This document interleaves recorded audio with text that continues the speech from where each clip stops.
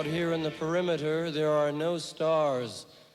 Out here, we is stoned, immaculate. Hello and welcome. This is the C86 show. I'm David Eastaugh. As you know, we love a special guest. This week it's going to be the turn of the multi-instrumentalist, singer, composer, record label owner and radio broadcaster. It is the one and only Kavus Torabi, who I spoke to very recently to find out more about life, love, poetry and all that other groovy stuff. Has been in a lot of bands, including the cardiac style laughing Gong, who he's still with, Knife World, the Holy Family, Monsoon, Bassoon, Utopia Strong, and also he's got his own solo work, which you'll find out in this fascinating interview, so take notes. So after several minutes of interest and casual chat, we get down to the exciting subject of the early formative years. Kavus, over to you. Yeah, always loved music, but I didn't know that could be a thing that you did, because my parents were absolutely into it. So I'd always heard it. But it was with me and my cousin Arash, who had come over from Iran the year earlier, and we had been taking part in this kind of local library quiz that my mum had made us do to sort of keep us occupied during the summer holidays in 1980.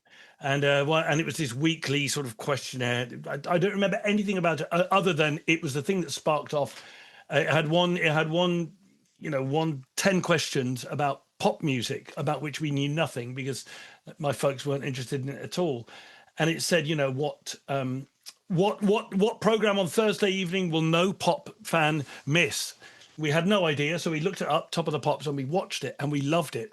And from that point onwards, we watched it every week and got increasingly obsessed until, I'd already, couldn't stop thinking about this music. And then we started listening to the chart rundown. But shortly afterwards, I suppose, I saw Stray Cats doing The Runaway Boys. And that was kind of, that was the point at which everything changed, the point at which the world went into 3D. And I still feel like completely taken aback. I can remember how I felt about seeing Brian Setzer there. And for me, it must have been like how, sort of 13 years earlier, some people must have felt about seeing Syd Barrett or something. It was like, that's who I want to be. That's what I want to do. I want to look effeminate and play, wear eyeliner and play guitar and sing and wear all black. And it just kind of, that was like the archetype. Yep, that's what I'm going to do. And it never changed, and I still love Stray Cats, but I suppose it could have been anyone. It could have been, I could have seen Mike Barzan with Madness and think, that's what I want to be. I want to be Mike Barzan just as easily. But it was Brian Setzer. He looked cooler, I think. So yes, well, absolutely. I mean, I think that was David Bowie on Top of the Pops doing Space Oddity, which I think was the reissue in the mid-70s, more than the original. I was only 4 at the time. But it was, it had sort of had a strange effect of like, God, that's quite, even though I'd seen all those other bands and was very excited by Schools Out by Alice Cooper and Crazy Horses by the Osmonds, which still rocks. Tune. Yes, it still has that sort of weird organ sound.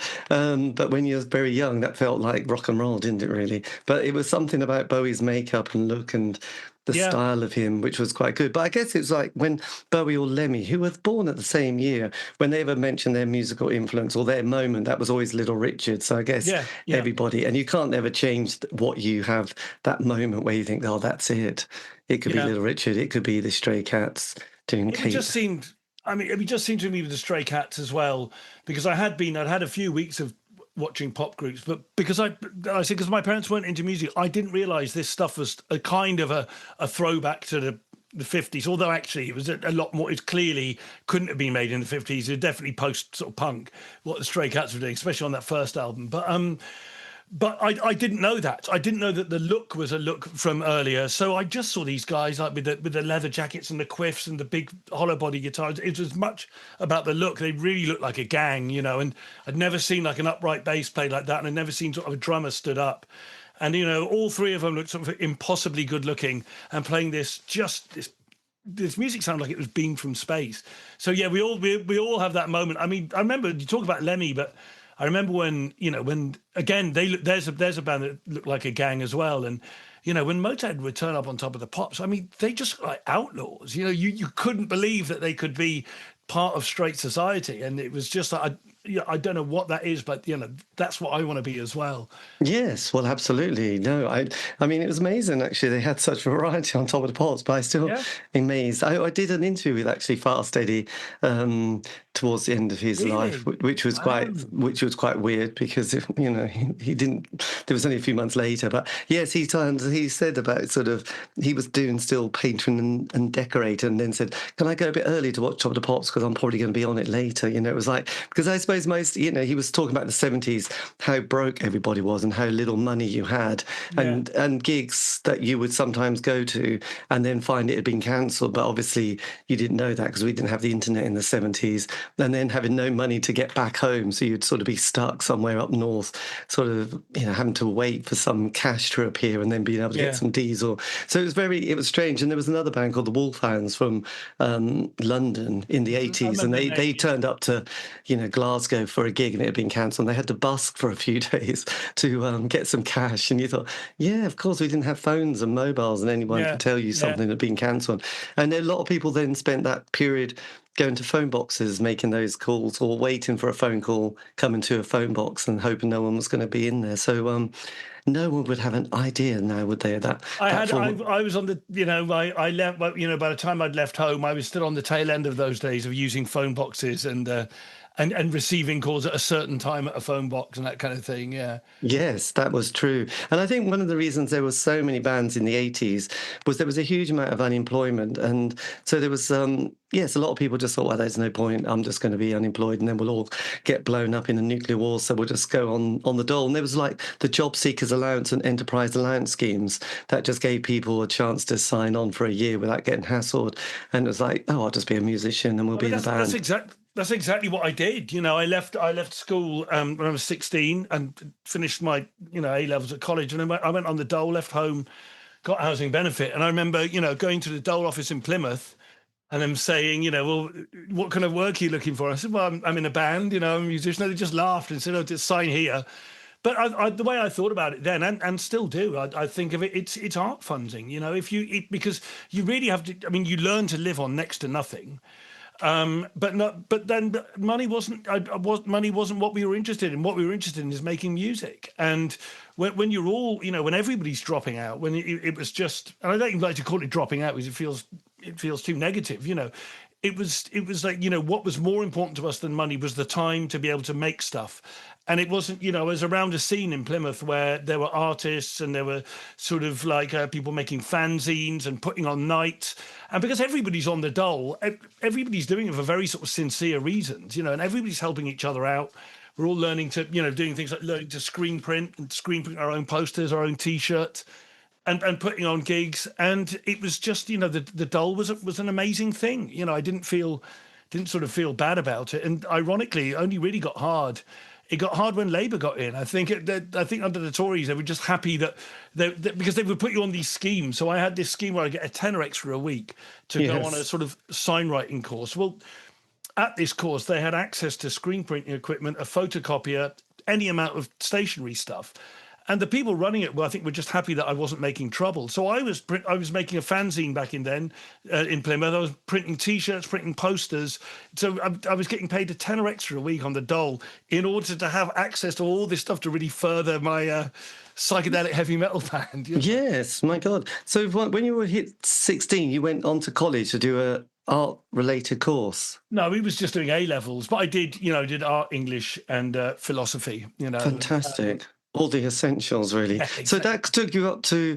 So when did your first band was Die Laughing, wasn't it? That's From right, yeah, 88 to 93. Yeah. So when did you start sort of playing a guitar? Did that all happen a bit earlier after your sort of road to Damascus moment with the Stray Cats? That was it. It was the Stray Cats epiphany, and I my cousin Arash had a little nylon string guitar, and he had it, but he wasn't really taking to it. So I did, and I couldn't play. I didn't know any chords or anything. I just sort of moved my fingers around until it sounded what I thought sounded like rockabilly, And so I just started writing songs. I was never really that interested in working out other people's tunes. I just wanted this thing to be a tool to try and get tunes that I was hearing, because my brain was always coming up with tunes even before my Stray Cats epiphany, I used to kind of like write tunes for my toys and stuff, and each Right. one would have a theme. So I always had like music in my head, but then when I saw, that's how you can do it. These pop tunes played by people, and that's how they make that's how they do it. Then I just tried to do it, and that may well be the sort of basis of my fairly singular and weird style. Is that I didn't really learn chords for the first 2 or 3 years. I just sort of moved my fingers around in what seemed to be what I wanted to hear. And from what I could tell, Brian Setzer wasn't playing chords. He was sort of playing all these funny lead lines. So I tried to write tunes that sort of did that. Right. My God, that's quite sort of. Did anybody give you some top tips on sort of how to play, bits and pieces? What was the first song that you played that was kind of a cover? I got Iron Maiden's songbook in about 1982, which had the kind of chord boxes written out. It was before tablature, and there's the kind of psychedelic song on the first Iron Maiden album called Strange World, which is very atypical of them. It's sort of, the lyrics are very impressionistic, and they're sort of quite psychedelic, and it's a lot more. I don't know how you describe it. I don't want to say it's like kind of 10cc-ish or anything. It's very un-Iron Maidenish, and that had the chords. The book had the charts for the chords. So it's like, that's a C. That's a D. That sounds like it does on the record. So that was the first bit of that, yeah. And then, of course, you realise if you're going to play with other musicians, okay, I should learn what these notes are. I should learn what these chords are. But I'd already come up with this fairly unconventional way of playing at that point. And did your parents think, "Oh, this is a really good idea. I'm so pleased that we're in Plymouth and my son's now become obsessed with heavy metal"? No, they hated it. They hated it. They would confiscate the guitar. They were really, really against it. And again, I wonder if that made me more resolute and more sort of contrarian, really. But they hated pop music, and they especially really hated what I was doing. And I think at first they thought it was a phase I was going through, but then I stopped paying attention at school, so I pretty much failed everything first time round, and I just thought, I'm not going to need to know this, I'm going to be a pop star. So Yes, well, that's always. What was the first gig you went to in Plymouth? I went to see Iron Maiden on the World Slavery Tour. There was a big venue down the road in St Austell in Cornwall called Cornwall Coliseum. So I went to see them when I was 12, which I just could not believe it. Yes. And that venue was great. Actually, had some really good bands. I saw the Smiths there on Queen is Dead tour, which was amazing. Saw Kiss there. That kind of thing. So yeah, it was about 2,000 capacity, probably about around the size of the Astoria the late Astoria in London. But so you'd get that sort of size band there. I remember I didn't go, but Pill came down there, which my cousin went to. I was a bit too young, and Madness and the Colour Field there he went to, and friends of mine went to see like UFO and Rainbow and that kind of thing. So it was that kind of thing, and it was a really cool venue. It got knocked down in the early 2000s. But Blimey, that was so how did you get to go and see the Smiths? Because that was, out of all those bands, that was the one that is definitely not part of the heavy metal 80s scene, is it? Oh no, I wasn't just into heavy metal. That's the thing. No, I wasn't. I mean, that was kind of what I was playing, but I was kind of into everything, really. So it was just that. I suppose I was sort of somewhere between kind of goth and metaler in the way that I looked, but I was kind of, I was into, especially moving forward, like Jesus and Mary Chain and the Smiths and Sonic Youth and, Madness. And then obviously I never stopped being into Stray Cats, and then into, as well, then things. What about those kind of like more power bands like Goth Power, like The Cult or Sisters of Mercy? Did you not think, wow, Yeah. see, because that's kind of, I wouldn't say, yes, it's quite power chordy, isn't it? Yeah, really? yeah. I love the Cult. In fact, I was a bit disappointed when Electric came out and they kind of went metal. I was much more into the first album, Dreamtime, I think, and I still think it's their best record. It's the most unique sounding one. I liked Sisters. I mean, the big one for me was Fields of the Nephilim at that time. Right. I thought were amazing. But then when I left home, when I left school at 16, kind of everything really, really changed at that point. And I think that was the point that it was as if everything I was listening to up until that point, and because I was doing bands when I was at school.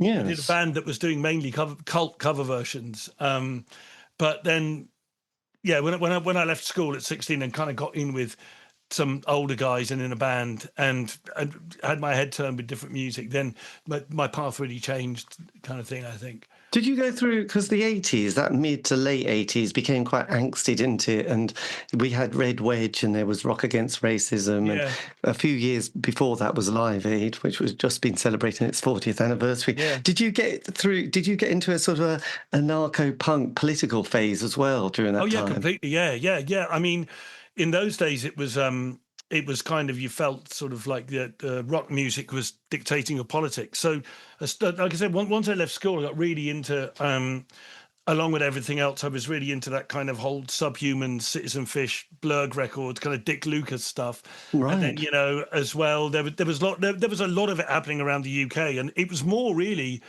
at that point, it was more my contemporaries, because the kind of band that I did after school, which became Die Laughing, was a lot more kind of in that. It was kind of a bit crusty as well, and I had dreadlocks then, and we used to play at free festivals, and it was part of the lifestyle as well. I mean, I went vegetarian when I was 14, and then once I'd left home, I went vegan, and got really into, you know, the big part of progressive politics, and, you know, the whole feminism and equal rights, and you know, Clause 28 and all that kind of thing. That was the backdrop to what I was into, and it seemed completely tied in with the music. But then I was thinking about this the other day, and it just felt like there were a few cultural, I don't want to say milestones, there are a few cultural centres that all felt really connected to me. And one was sort of 2000 AD, the comic book, which I was really, really into.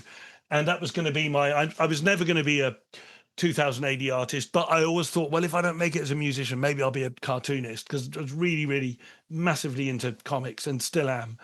So 2000 AD was always seemed to be referencing kind of the bands I was into and the kind of music I was into, like what you call alternative music. And then likewise, you'd find that the guys in those bands, Lemmy and Pop Will Eat Itself and all that, were really into 2000 AD. And then also there was that thing with like the Young Ones and everything around the Young Ones that also had again fans in that world, and really the kind of like underground music, or the kind of counterculture thing. Those three things seem to be tied up with me, and Viz as well.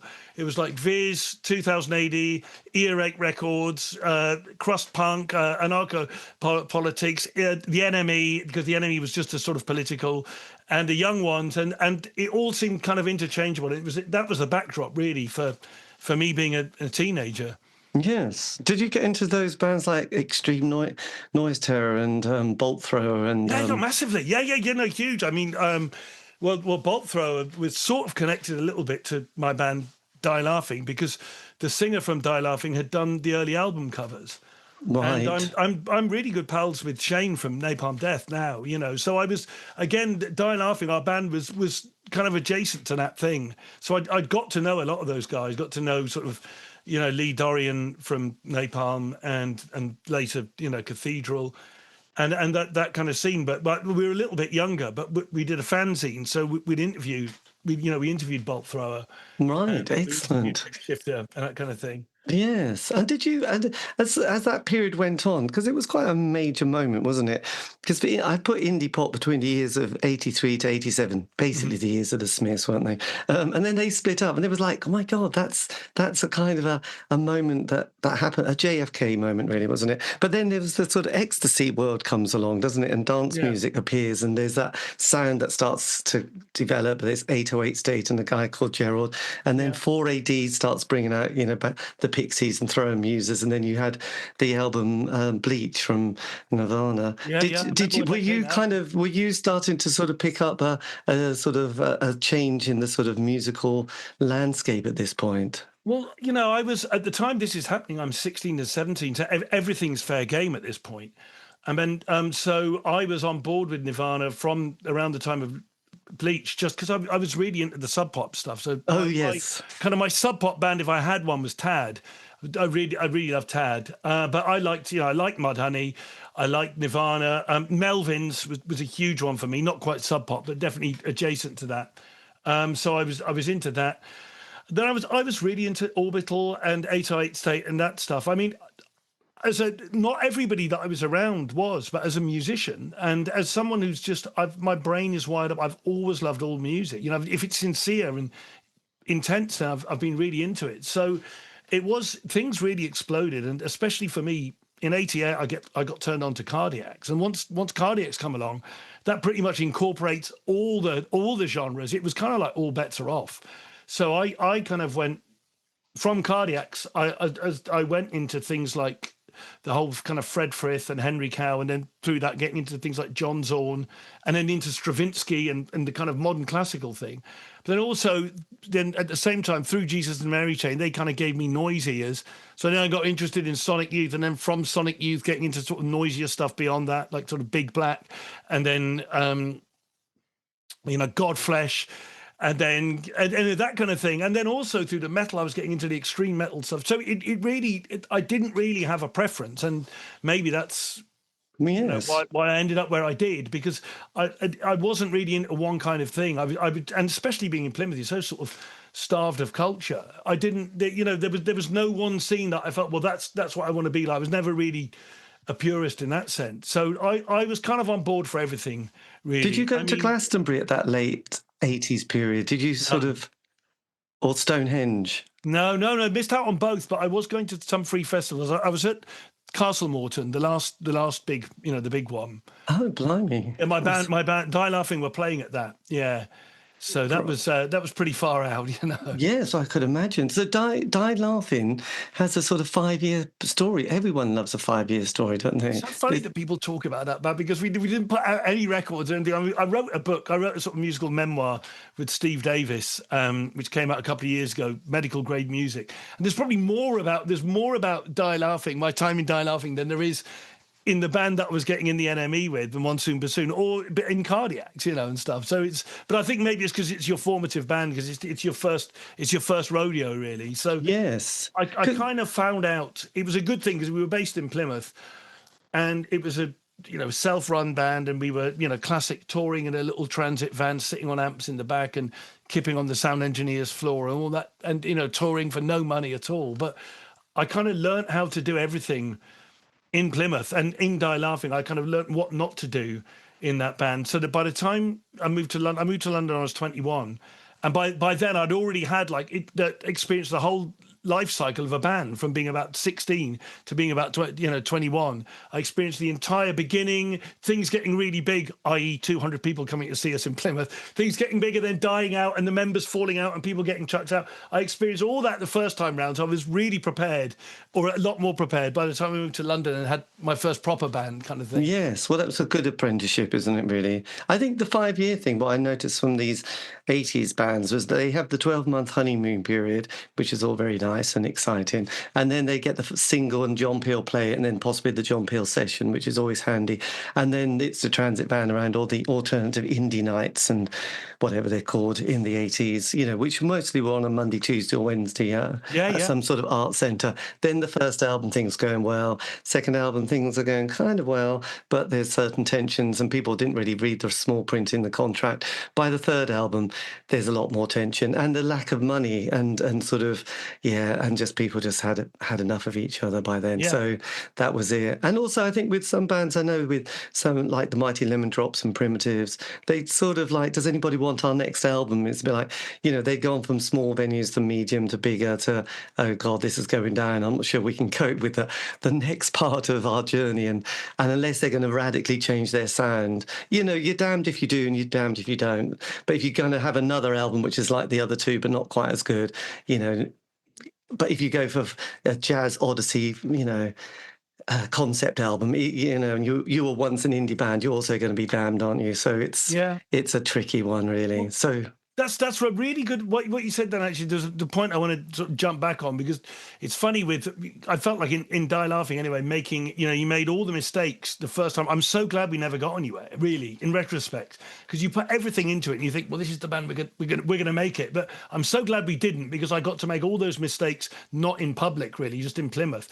But I was thinking about this, and forgive me, because I'm now going to ramble, and I don't know if I'm quite going to if I've quite got a point, and it may well be easily picked apart. But while you were saying that, I was thinking about how, if you think about a band like, I don't know, Black Sabbath, where at least for the first 6 albums, every album is different to the previous one, and everyone they're expanding their sound more and more. So the first one's effectively just them, the four of them, almost live, done over in one evening or whatever, 2 evenings. Yeah. With the second one, they get to have a bit more time. They get to have a bit of acoustic guitar and put some vocals through a Leslie. The third one, it expands again with more overdubs. The fourth one, they start introducing acoustic guitars and weirdness and other stuff. By the time we get to the fifth one, Sabbath Bloody Sabbath, it's become really pastoral, and there's strings and there's keys, and then Sabotage is like the full psychedelic record. And so it was always the thing that you were progressing with the times, and you felt a kind of not exactly pressure. I mean, that's how bands were. You were progressing. And it's interesting that I'm not going to blame Alan McGee for putting the brakes on pop music, but hear me out. Yes. I can remember getting turned on, as I said, getting turned on to music in 1980. I remember sort of like, you hear Being Boiled by Human League, and it sounded so futuristic, It's like, man, this sounds so futuristic. And then and then New Life by Depeche Mode would come out only a few months later, and already Being Boiled then sounded old-fashioned, And then, the next thing is that Trevor Horn comes along. I'm paraphrasing, I'm making it quick, but, then that production that Trevor Horn did, it was so far out, what he was doing. And it didn't sound like anything that was made in the 70s. And at this point, you stop even treating the drums like a drum kit where you put the hi-hat there and the ride there and the snare in the middle. At this point, you're now putting instruments all over the place. You're creating this mad sonic picture. And bubbling under the surface, while all this progression is going on, where every month, something now, it supersedes what came before. You've got the kind of Creation Records, Creation Records kind of ethos, which is like, shit was better in the old days. Now, because when I was, I mean, being a bit younger than you, when I was like, 12, 13, that, the Beatles were good, and you saw the Beatles were obviously important. The Beatles are obviously important because, Susie and the Banshees had done Dear Prudence, so they must be important. But the Beatles were important in the links in the chain. But at that point, there wasn't this kind of the Beatles are the best band ever trope. It was like, no, whatever's going on right now is the best band ever. They kind of were setting this up. And meanwhile, coming up the inside lane is this, no. Music was better in the old days. Real amplifiers, real instruments, real players. And then you get the Creation thing happening. And then which then culminates in like the Oasis thing and all that. And I'm not saying that then changes everything, but at some point it becomes okay to be backward looking. And look, I'm in Gong, now I'm very much a product of this now. But I remember a point at which it did seem like, well, is this the right thing that we're looking backwards? And then the idea of gated snares became really uncool. And no, you got to record drums that sound like real drum kits, and you got to record real guitars. It's like, well, I kind of liked what was going on there as well. I kind of liked it when the guitars didn't sound like guitars and drums didn't sound like drums. So it was a funny time. And then the 80s got so maligned in the 90s, as if it was this really, in the same way I suppose that the 70s did. When I was in the 80s, the 70s was a terrible time, but the 80s got really maligned. And I thought, well, let's not throw the baby out with the bathwater. I think some of that kind of 80s stuff was amazing, and for me, it was a brilliant time to be into music, because when I come online in 80, I mean, you've got the Specials, XTC, Altered Images, Haircut 100, all of this stuff I loved then and I still love now. Madness, this is that. It's my favorite music, this kind of thing. Yes, as well as like Iron Maiden and of course a Motorhead as well, which I also love. Yes, well, it was quite interesting. I think the 70s, took ages before someone, because they, obviously the 60s, had been such an amazing looking decade, and it finished, well, it didn't finish great actually, but it had, the film of Woodstock, and that made it look like an amazing event. But then people said, no, it was a complete disaster, and they should have never been allowed to do it again, but they did. One of them, Michael Lang, who did. Did you see the second Woodstock? What a film! It was like Apocalypse Now. It was like a weekend in hell. But I was getting kind of like almost, Jesus Christ, it's got bad, but now it's even going to get worse, and it's actually got worse. And they didn't even mention that someone died during Metallica's set. I wonder whether Metallica had a thing put out on it to say don't mention us in it, because they mention the bands that were on there, but they don't. And I think one of the headlines is Metallica, because you get all the thing about when things kick off during Limp Bizkit, and then that awful scene, which I don't want to bring up really, that happens during Fatboy Slim's set, you know. Oh yes, And, the mad van. But it's also the Red Hot Chili Peppers and doing that's Jimi right, Hendrix Fire. But it was just the fact that yes, the lineup of the bands, you just thought, oh my God, you have absolutely no idea. And it was kind of interesting as a political time, because that was a generation who, to be honest, were having such a good time. They didn't have anything to rebel against. And then it turns out to be this group of people who, and that's how they, you know, turned out and behaved on that weekend, which was just like, it was just, you know, it's kind of interesting, wondering Lord what of the Flies sort of situation. it was like that. They didn't have unemployment. They didn't have Vietnam. They didn't have anything to worry about. So they just they didn't have any water, and they didn't have any shade and any water. You take people, you put them in the brutal sunlight and don't give them water, and look what happens, you know. Well, it was kind of hard. But yes, the 70s had a bad time for a very long, you know, period, really. And then I think people said, well, actually, you know, there was some good music in this. And there was, you know, prog rock had got a lot of bad press for obvious reason. But then some of it was all right. And then, you know, there was the glam period, and some of that was embarrassing, but some of that was all right. And then, you know, ABBA for a long period of time was like, no, they're shockingly bad. It's like, actually, they're brilliant, really, aren't they? They were the enemy. You know, there was so much stuff that for me growing up was the enemy, and ABBA were, and it's a shame because I love ABBA. Yes, and it's like, I mean, anything from the 70s for me, apart from maybe Black Sabbath, when I was going, because I come online in 1980. It was a stretch for me to go backwards to Sex Pistols and the Buzzcocks, who I loved, you know. But even then, that was going a little bit back. But for me, things like, you know, Genesis, Phil Collins, Elton John, even Stevie Wonder, any of that stuff that was just like the enemy, you know. It's just like no, that's because they were the previous decade, you know. Why would I want you know, I had my band, and so people would say, oh no, you got to hear the 70s Stevie Wonder. It's really good. And finally, of course, you hear, you know, Inner Visions and Songs in the Key of Life, and oh right, no, yeah, it is really good. But yes, for a long time, it's like I could, you know, Genesis. Phil Collins was an anathema, because he just seemed like everything that we were against. And it's awful because now I hear, and it's actually through Patch. It's the Patch Hannon, you know, because he's a bit older than me. Him and his brother grew up. They were really big Collins fans. And then it was like you started getting here for, and of course, you know, time is a great healer. And I've really softened on Oasis, because Oasis, at the time Oasis was happening, that's when I'm in London doing my band.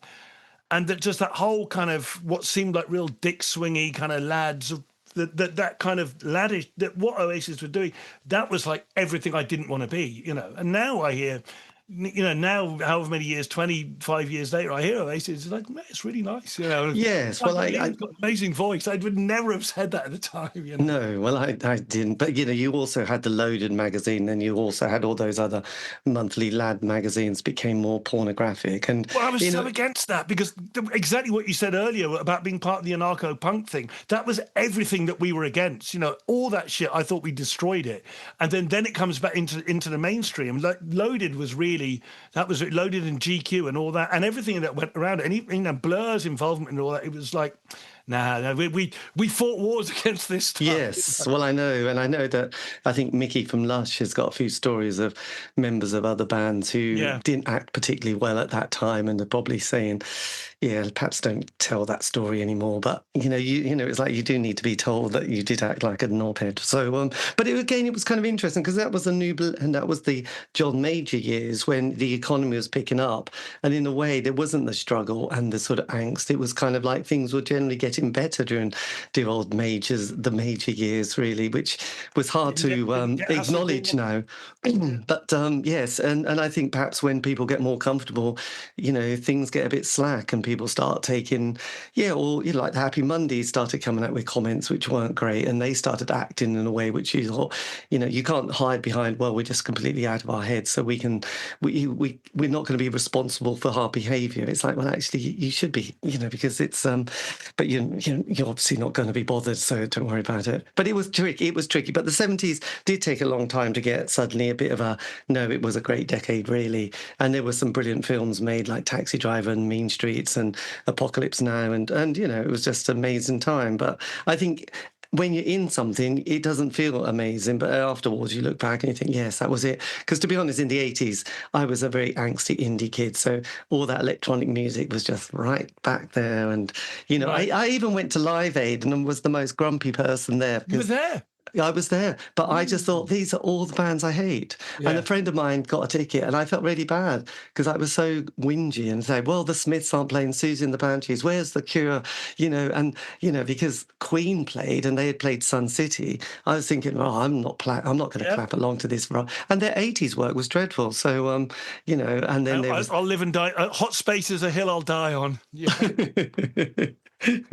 So yes, and I don't know, they weren't bothered at the time, were they? And then you looked at that. I mean, again, I quite like Queen now, but they were kind of the enemy. I like that. Had Queen's greatest hits, but yeah, they seemed like the enemy. But then my band Die Laughing, the other guitarist who I ended up moving to London with, genius songwriter and singer. He was a huge Freddie fan, and so he got me back into Queen, actually. Yeah, and I think the bass lines of John Deacon are amazing. So I don't know, they're good. You just can't get over Brian May's hair, really, can you? So that's always... Wait a minute. Having someone who's sported very similar Barnett, over the years, I shall say no. Yes, I know that was I know, a kindred spirit on the guitar there with his dear old Brian. But then we were a little bit suspicious because he was so clever, wasn't he? Yeah.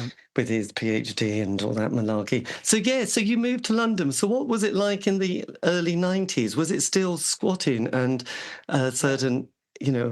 were you in Camden, basically? No. I was in Hackney, really. I moved up in 91 with my then girlfriend. We hitched up, again, something very much of the times. We hitched up, found a flat, put a deposit on it. This was initially in Leighton, and then got our friend to drive us up in his ambulance. Classic 91, all of us. God, yeah, absolutely. He bought on the Enterprise scheme for his band, drove us up, and then the rest of my band followed next year. And then we all moved to Hackney. So we were kind of based in Stoke Newington from about 94 onwards. And I'm not really a team guy or a scene guy, but one of the key reasons I moved to London was because of Cardiacs.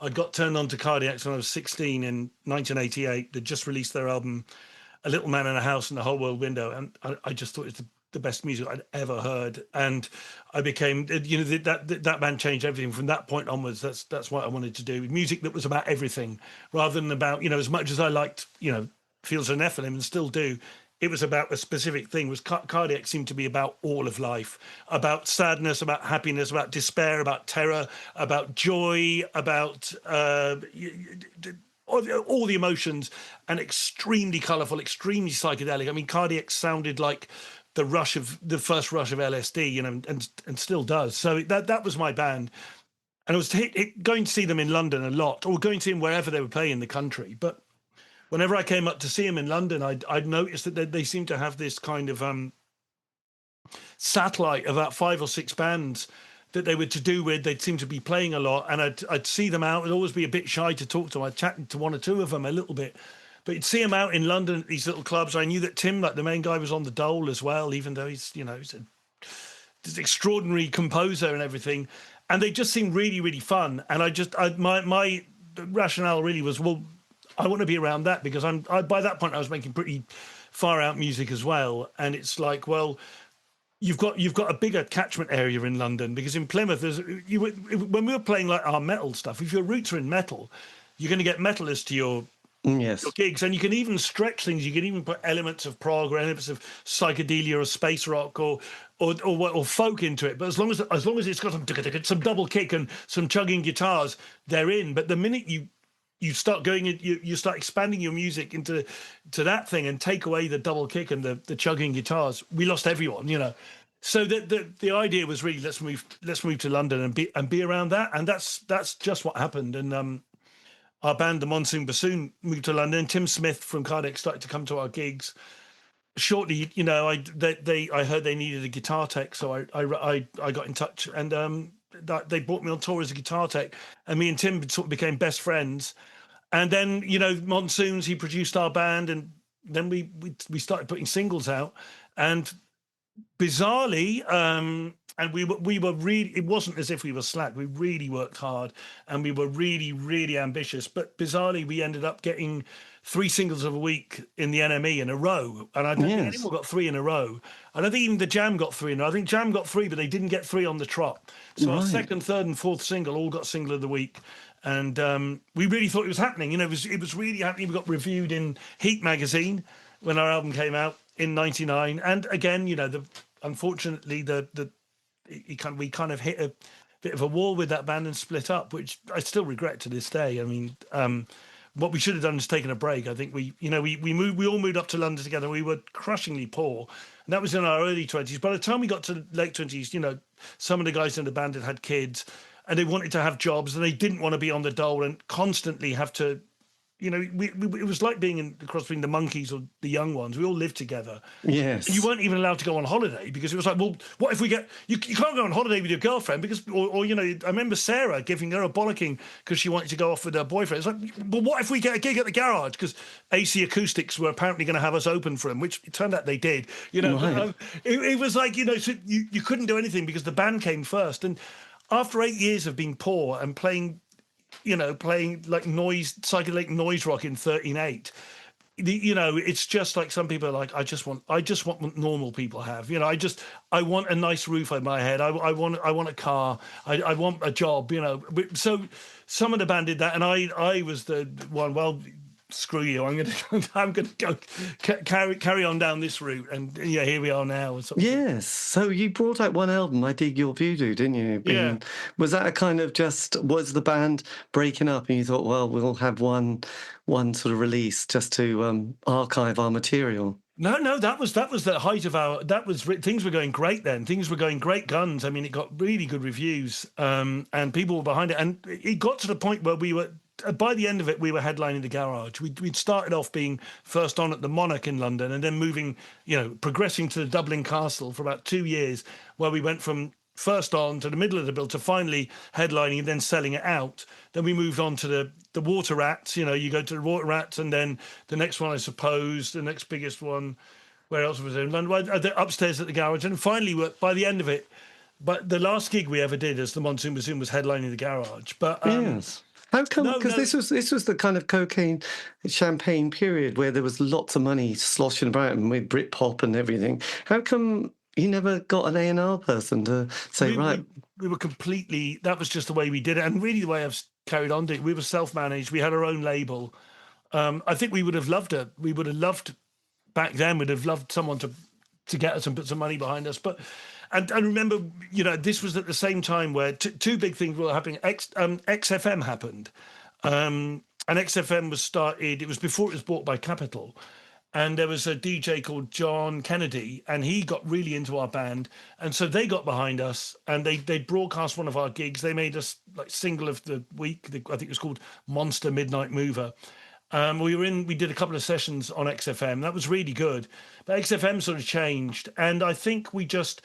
Although the NME was behind us, I think the next thing came along. I think we happened to fill that gap where I think maybe the Britpop thing had finished. I can't remember exactly. It was late 90s, and we were this London band, and we had this friend of ours managing us. We wasn't really managing, but we were all pretty sketchy. So he'd be the guy that John Fowers, everyone he would talk to and set up the label with us. And he was lovely, so everyone really liked dealing with him. And he was pretty thick-skinned, so he'd always be ringing up the NME. Oh, wow, did you get the new Monsoon Bassoon single, did you? Do you like it? I'd never have the guts for that, because I'm a sensitive artist, you know. But he's like, yes. Oh, no, put it on, it's really good.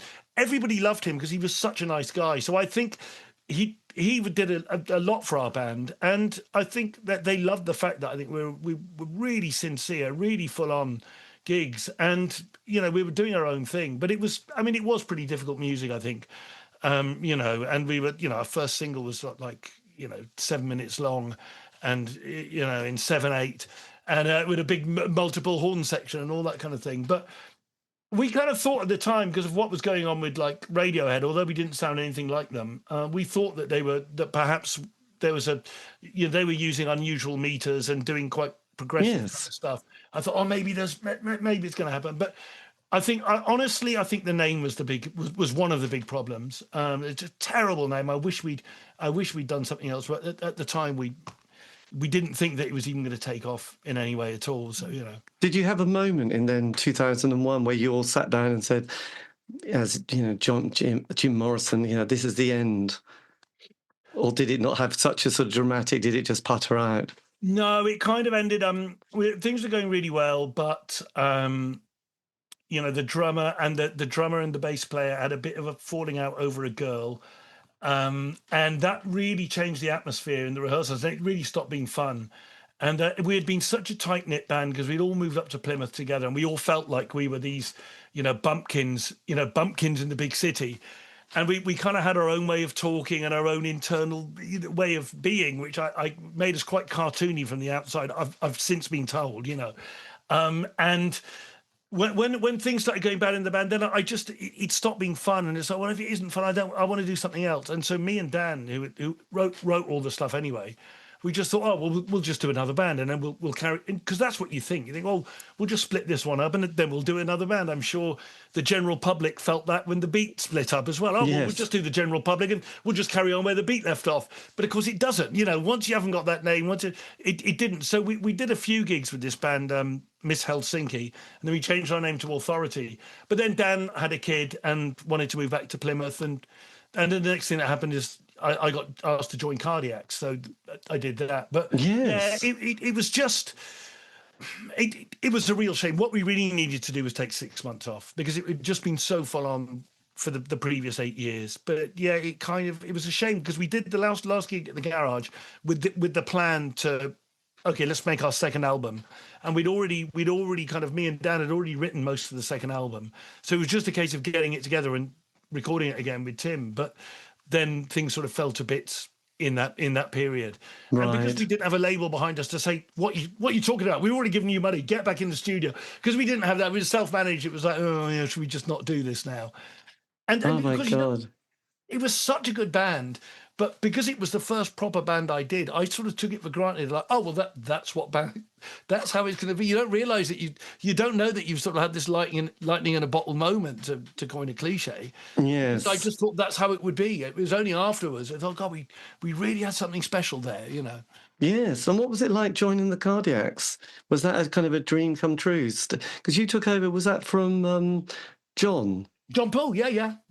Well, it's funny because do you know Bick that played in the band? Yes, because actually Bick's kind of, I haven't done an interview with Bick, because he was in a band called Ring. Ring, that's right, amazing band. I was a huge fan of Ring. Who played at Glastonbury in '87, actually. Oh, there you go. I was a massive Ring fan, yeah.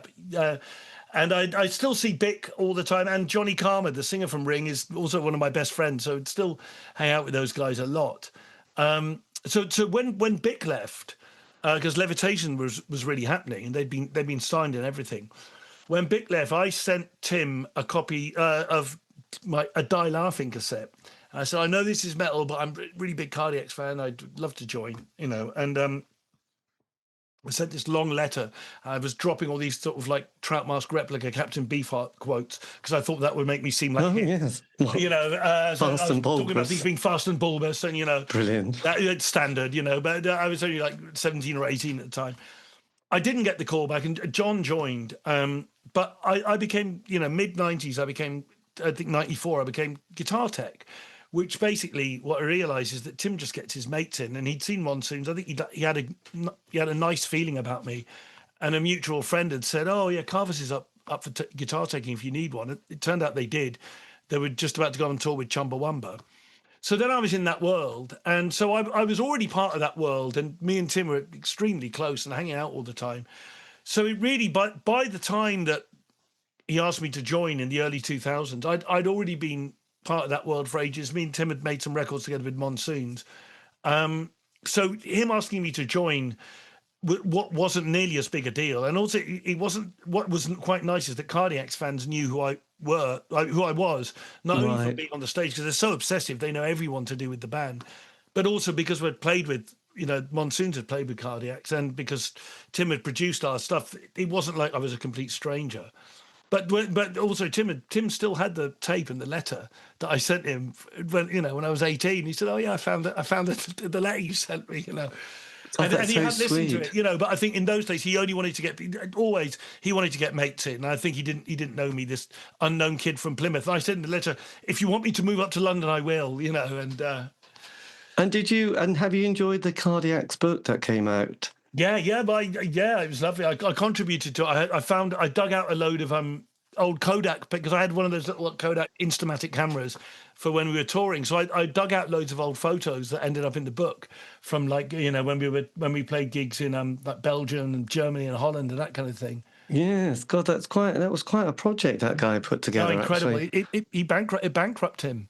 He had to fold the company. Aaron. Yes, I know. Well, I did an interview with him, and I couldn't. I was trying to work out because he'd done these very obscure books. I think there was oh God, was it The Replacements or The Residents? The He did two Residents. Residents books, yeah, because I contributed to one of them, yeah. And then this book on the Cardiacs, which Yeah. was just so lush. And I was thinking, how are you making a business from this? This is Yeah.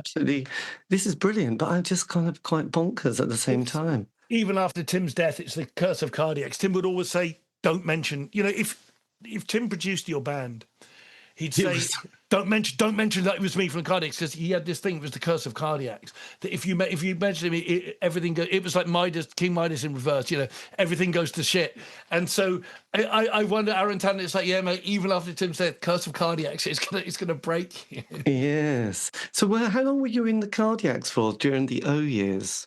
The junior years, I joined, I think, in 2003 and did it till 2008, where, you know, things stopped.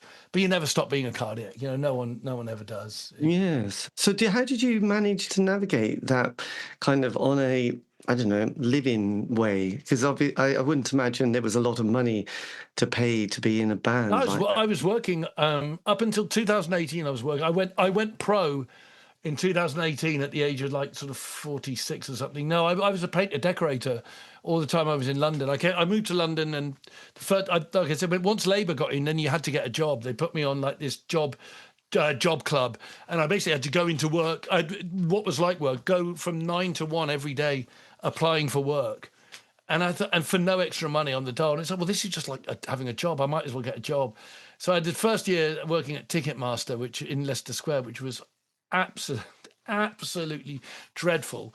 And it was like being back at school again. And so I never ever want to do this, because I felt like my mind was being used up. You know, my mind was being used. So then I went into doing like crew work, like setting up stages and setting up for all sorts of things. And then went from that into a bit of labouring for 6 months, which I didn't mind at all. You know, I like it because your mind is your own, and I like physical work as long as your mind is your own. But then from that, I went into painting and decorating. I did that for 20 years. I was working under someone, and then after a few years, I just started taking on my own. I learned how to do it. Yes, my God, yeah. I loved it. Well, loved is the wrong word, but I was my own boss. So I'd be touring with Cardiacs, then touring my own band, touring with a band called Guapo that I was in. And so I could take time off. I didn't have to ask anyone's permission. And the way I would work is I would work long enough that I would cover my rent for that month, my rent and bills for that month. And once I had that month or the next 2 months covered, I just wouldn't take on any work. So I'd work on my music. So it was just, work was only there just to make sure that my rent and my bills and my, you know, marijuana and beer and food were paid for, and then the rest of it is just like and clothes, you know, and the rest of it would be like, okay, I'll just work on music, just like being on the dole. And then when it started to come to run out again, I'd go and take on more work, you know. And that's what I did until finally my then wife in 2018, who does actually, she still does my accounts now, but was doing my accounts, and she said, you earned more money from music last year than painting and decorating. I don't think you need to do it anymore. But that had been as a result of doing DJ. Once I started DJing, I realised that DJs get paid a lot more money than musicians, you know. So yes, this is sadly true, isn't it? Really, but there you go. But was your other band Knife World? Was this another project that a psychedelic rock band that you put together? Yeah. Now I realise that I mean, again, looking back, you realise why you do something. And what Knife World came about in the wake of Cardiac stopping. And one of the key things about Cardiacs was, aside from what it looks like from the front, with the whole, you know, the whole myth of the band and the kind of narrative behind it, it was extremely sociable. I mean, Tim was this very, very, very benignly magnetic figure. He's not this wasn't this off stage. He wasn't this ostentatious kind of guy. He was very, very gentle, very hippie-ish, very warm, loving, kind person, but very, very, very magnetic. So we had this very, very strong little scene of maybe 15, 20 people around Cardiacs. And that was what Cardiacs was. So really, it was just all hanging out with these really, really brilliant, funny, clever, creative people like Bick being one of them, John Paul being another one, Joe Spratley, and these all these bands around that and people. And so, hang on, that was leading to something. What was the question? Oh, so Knifewood. So when Tim went down and had his heart attack, stroke, whatever it was, in 2008, that really sucked. It just kind of dissolved this whole kind of magnetic center. And I think Knifewood was my way of, I now realize, wanting to have something like Cardiacs to still be in. So it was my friends, it was like Melanie, who was in it, was part of the Cardiac scene. She was from a band, Sidi Busai, who, like an all-girl indie band, who were very much part of the Cardiac scene, really. They were like kind of one of the most adjacent bands. So she was singing. Craig, who was originally was playing bass, who part of North Sea Radio Orchestra. So I put this band together really to have this little family and to do this kind of thing like Cardiacs, but also through being in Cardiacs and through seeing how Tim was this kind of gentle dictator, this benign dictator, in which, you know, was writing all the music. And I knew I could do a band where I wrote all the parts and all the music. We did do that with me and Dan in Monsoons. But I think there was always a part of me, and this might be to do with growing up in Plymouth, where nobody likes people to get above their station, you know. Right. Really do. I think I never really had the confidence to be a band leader. I think just the idea of being a band leader was already felt like, oh, is that too arrogant? Am I being too full of myself?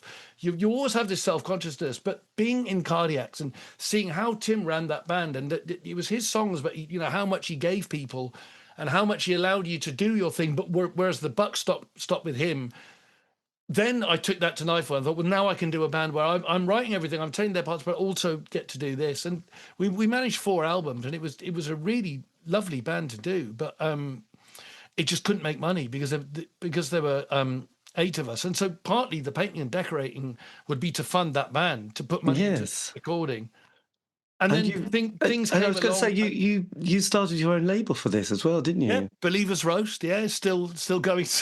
Well, it's the strangest label because it is just a label. It's really lots of different people now because it's now expanded to quite a few people put stuff out on it, but they get 100% of the money. It's basically you get to go through my guy who does the distribution and gets it onto Spotify or whatever and gets it in the shops, but it's you get all the money, you deal with all the admin, but you get to have the label, and all I have to do is just okay the music and okay the artwork.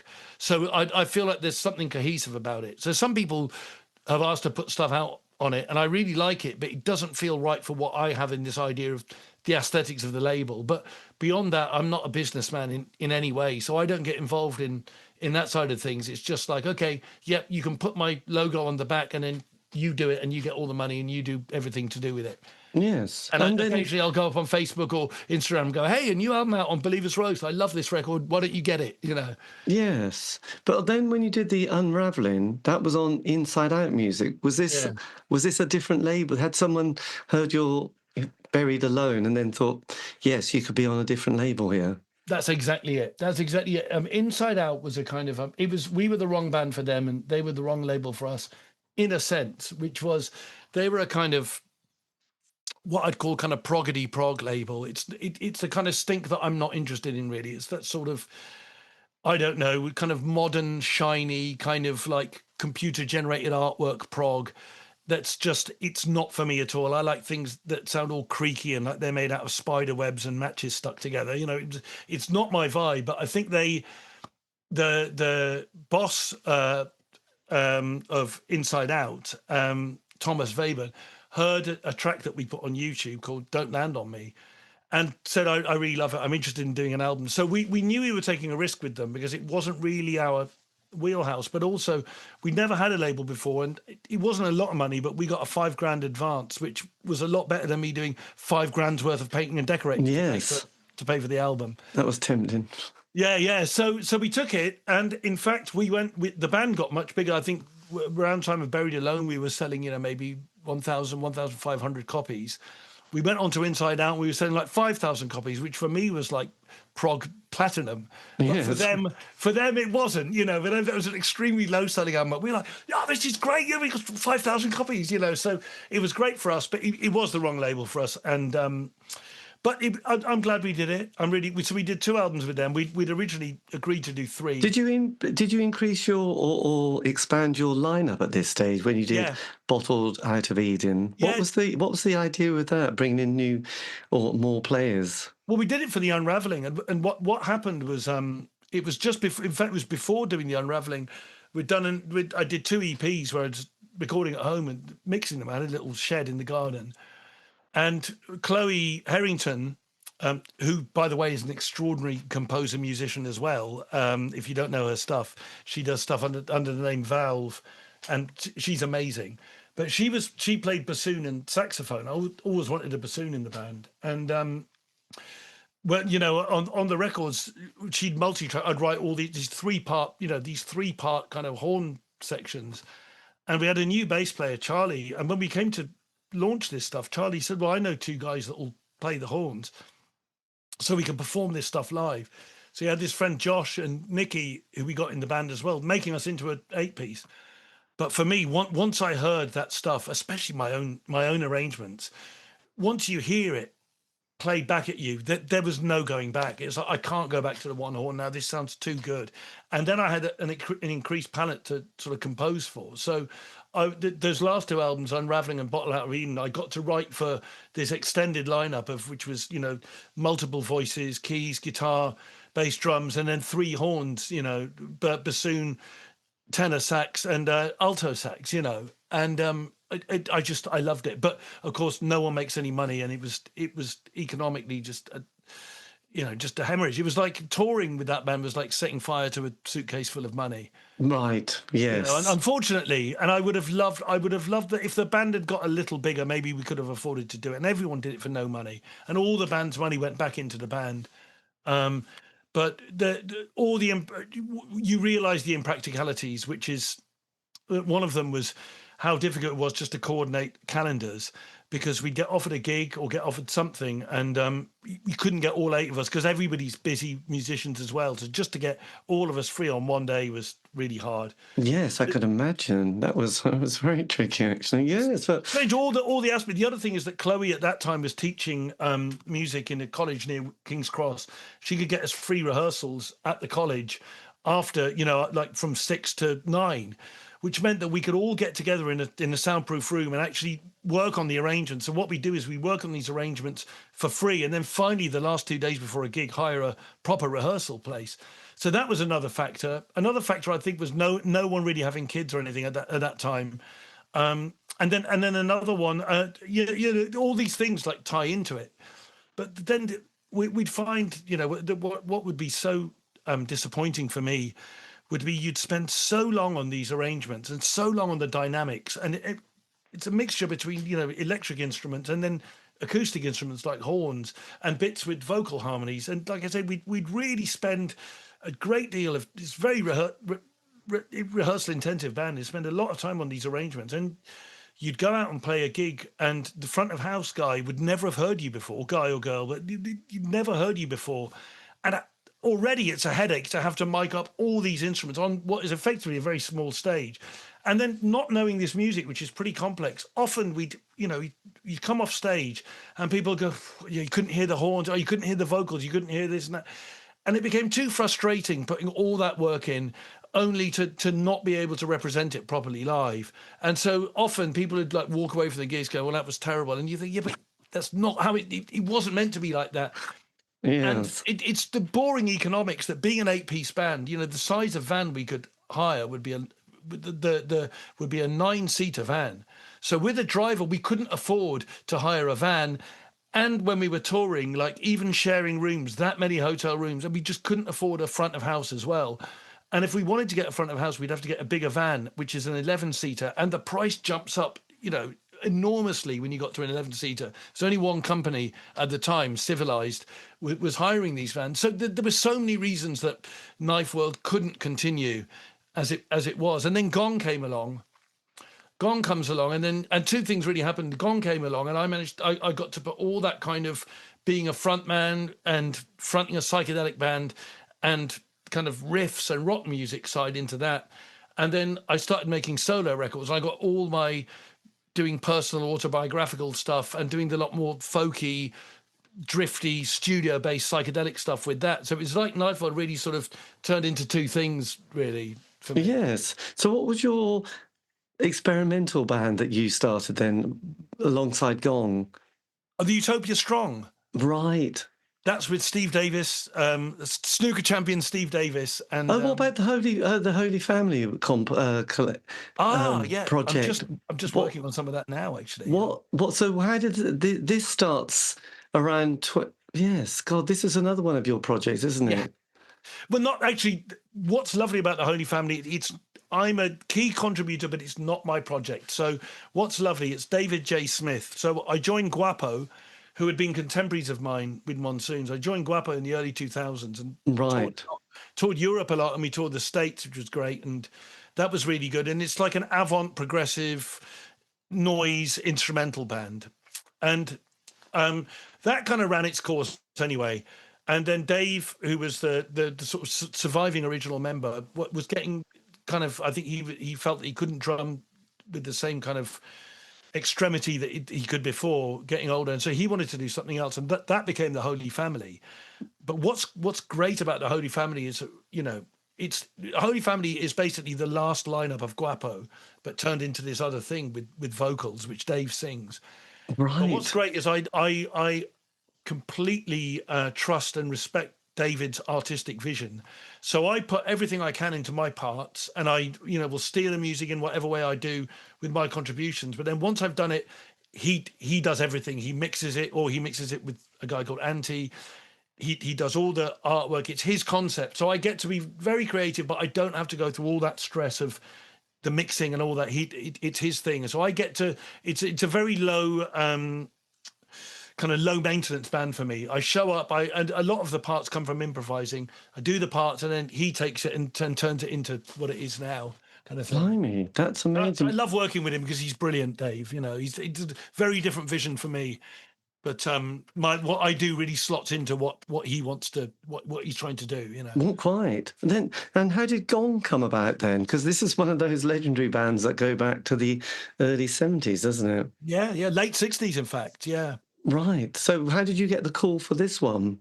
Well, I was doing. I've always loved them, I was doing throughout the 2000s, from the late 2000s. I was doing a radio show with Steve Davis. Steve Davis, the snooker player, was at the time a massive fan of very dissonant, kind of progressive, very avant progressive kind of music. Not your Yes. He'd never heard Yes or Genesis or Roxy Music or anything. He wasn't interested. He was really interested, like Universe Zero and Albert Marcoeur and sort of ZNR and the kind of basically everything on the Nurse with Wound list. Right. That kind of thing, which I was really into as well. And he had me on as a guest when the first Knife World album comes out. He had me on as a guest on this radio show. And I knew him a bit anyway as a Guapo fan, and we had such fun doing this show together. He said, "Why don't you come and co-present it with me?" So that's what we did, and we had some really cool guests on, and including like Chris Cutler from Henry Cow, and had Charles Haywood from This Heat and what have you. And one week he rang me up in about 2012. He rang me up and said, "Kavus, you're never going to guess who wants to be on the show." I was like, "Who?" He said, "David Allen." I was like, "What? Really?" Right. Yeah, David Allen. So we went and picked up David Allen from where that lineup of Gong in 2012 was rehearsing, and we took him out to Essex to do the show. And over the course of going out for dinner and then doing the show with David, we all three of us got on really well. But David and I really had a real vibe going. And after the show, we swapped numbers. We kind of had a little smoke together and swapped numbers. And we text each other quite a lot. And David was around doing a lot of things back then. He was playing in this thing with Chris Cutler called University of Errors, but also doing this 3-piece with a Japanese composer called Yumi Hara, and it was her and Chris Cutler and David, called Yumi and Us. They're doing that. David was doing kind of improv stuff, so he was kind of in and around London a lot, and we'd always text each other and always try and see each other. And he was playing around, I think around 2013. He was playing in Cafe Otto, and he was doing an improv gig with Marshall Allen from the Sun Ra Orchestra. And amazingly, they'd never met before. And because I'd seen, I'd never seen the orchestra with Sun Ra, but I had seen them with Marshall Allen front, and I was a really, really big Sun Ra fan, me and my, then wife sort of thing. And I'd already got tickets anyway. And David said, "Oh, I'd love you to come down to this thing I'm doing with Marshall Allen." And I lived like 15 minutes walk from Cafe Otto in Hackney. So I went down early to see David, and I kind of did see this coming, only because he had a bit of he was quite nervous. He said, "Kavus, I need to talk to you. And he said, I've been thinking about it, and I think you should play guitar in Gong." And I said, yeah, Cardiacs had been over. And for me, it was like, at this point, David's the age that my dad was, but so different from my dad and so living in the moment. And of course, oh God, this is really interesting. I found this out today. And this really ties in.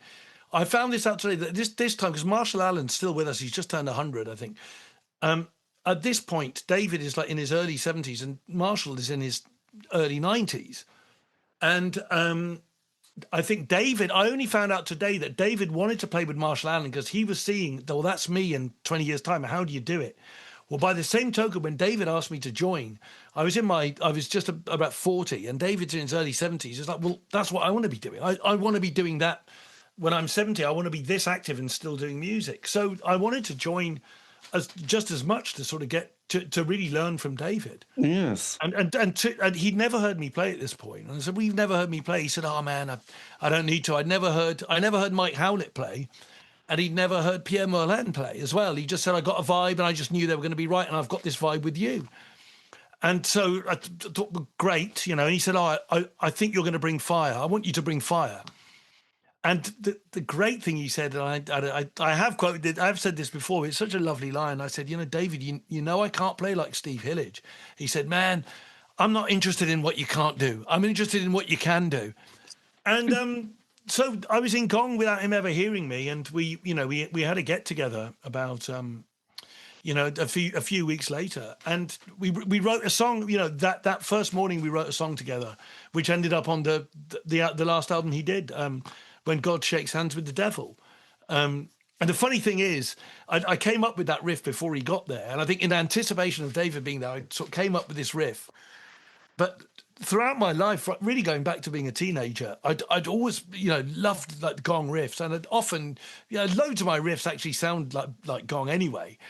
But sometimes I'd come up with these riffs that just sounded a bit too much like Gong. I was like, "Oh, okay, well, I can't use that, And after we and David had started doing this thing together on the first rehearsal, he said, "Man, that's a great riff. You got any more?" I was like, "Yeah, loads." And so it was like, "Oh God, this finally these get to come out." So yeah, that was amazing. Yes. So what's it like to be in a band that has got so much history, and you being the new member in this combo? Well, what has happened with Gone? Because we only play now. We play one old song. We play one. What happened? We made this record, "I See You," and he got so ill while we were mixing it. He was diagnosed with cancer, and even if we thought he was going to make it, we thought he was. There was no way he was going to do this tour, and we had like a 40-odd date tour booked. And as soon as it became obvious that he wasn't going to be performing, most of those shows cancelled, but there were still 11 shows that didn't cancel. And David said, "You guys have got to go and do this without me, and Kavus, you got to front it, And I just really didn't want to do that. I mean, I loved the idea of being back in a band and just playing guitar again, because I love playing guitar, and it's I didn't feel I was ready to front the band. But we thought, well, we got to do this, we have to do this. And I felt like a condemned man going out before the first gig, because I just thought, well, they're going to crucify us. This is Gong with no original members, and this prick that no one knows unless they know Cardiacs or Knife. No one knows this guy singing. But we went and did that. We had a few shows in Europe. Then we had Manchester and London, I think, in the UK.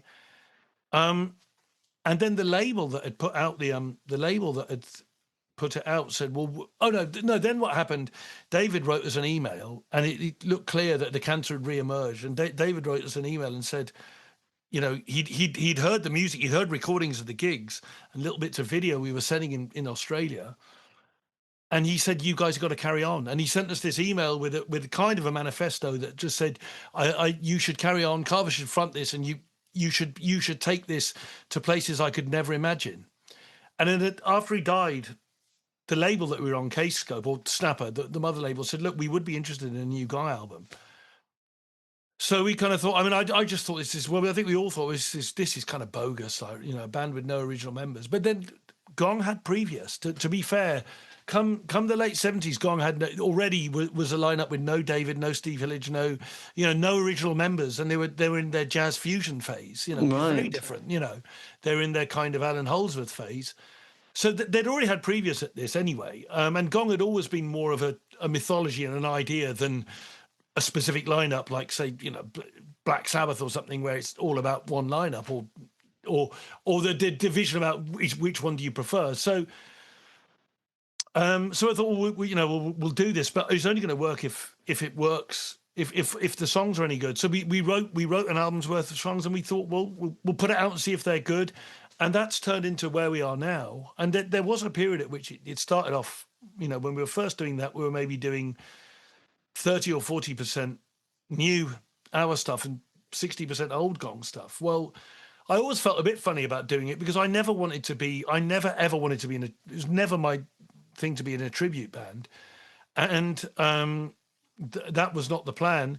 So, but but the band was really killer, and we were doing our own arrangements of the old stuff. But as each time we put out a new album, more and more of our stuff would take over the set. And then come after lockdown, we just kind of at one point made a shift. I think we were doing a gig. You were doing a gig in Poland, and we we only had an hour, and we thought, let's just do an hour of our stuff, because we were doing an hour and a half at that point. And then we had this gig in Poland, and so, well, let's just do let's just do the stuff that's ours. Blimey. And we did, and it went down really, really well. And then it did become a kind of a line in the sand. And there are people, of course, there are people that are no David, no Gong, and there are people that say, what is this? You're doing, you're not doing any of the old stuff, but it's a different band now. It's a band that Gong, it has the spirit of Gong. It's very much, there's still stuff. I'm very much the gatekeeper of what works and what doesn't. And people in the band will have ideas, and if I don't think that's Gongish, I'll say, no, we can't do that. As brilliant as it is, I've kind of got an idea of what I feel should be, what is right for Gong. And we're not trying to copy the old Gong, but there are elements like the Gliss guitar, the extended tunes. I can't write. I'm not into comedy in music, and I can't. I certainly would be totally bogus for me to try and carry on any of the sort of Pothead Pixie and Octave Doctor stuff, because that's not my trip. That was David's vision.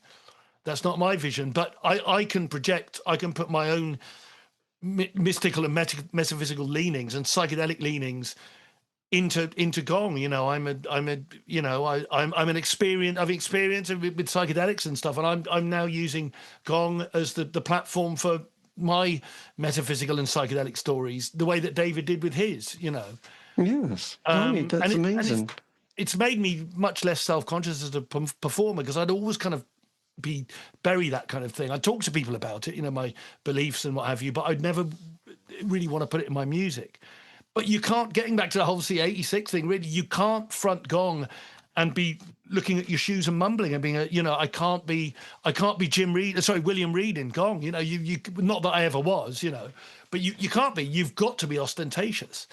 And it allowed me to be, and I've always been that kind of guy. I've always been more of a David Lee Roth than a William Reed. But Gong really let me be that, because you kind of have to be, I think. So yes, my God, it allowed me to grow as a performer as well. Well, that's such an interesting concept, actually, isn't it? I do love watching rock documentaries, and I have to Me confess, and too. Oh, me I too. don't really mind what the band is, but I was, and there's a band I didn't really know anything about called Chicago, who had Right. all, and they were very relaxed about who was in the band. You know, it was a bit like if someone said I'm leaving, it's like okay, that's fine, we'll get someone else. So it just like I thought that's so radical because in the old days, it's like oh my god, we've lost the drummer, that's the end of the band. It was a bit oversensitive, really. I Yeah. know they're like Keith Moon or John Bonham, but at the same time, you thought it was probably a bit like Bjorn Borg when he lost a final to John McEnroe. He just said, "That's it, I'm giving up." And you think you're not that old, mate. You should just have kept Yeah. going. You shouldn't have taken it quite so seriously. I mean, I Yeah. guess you have to, but it does seem like the preciousness back then. Whereas I quite like this concept that you people just went, well, we'll just keep going. And I suppose with those bands, they probably do play the songs that the fans want to know, whereas you're playing new material. But I do remember Robert Lloyd from the Nightingales, wanting to just say, look, we're only going to play our new stuff because that's what we've just written.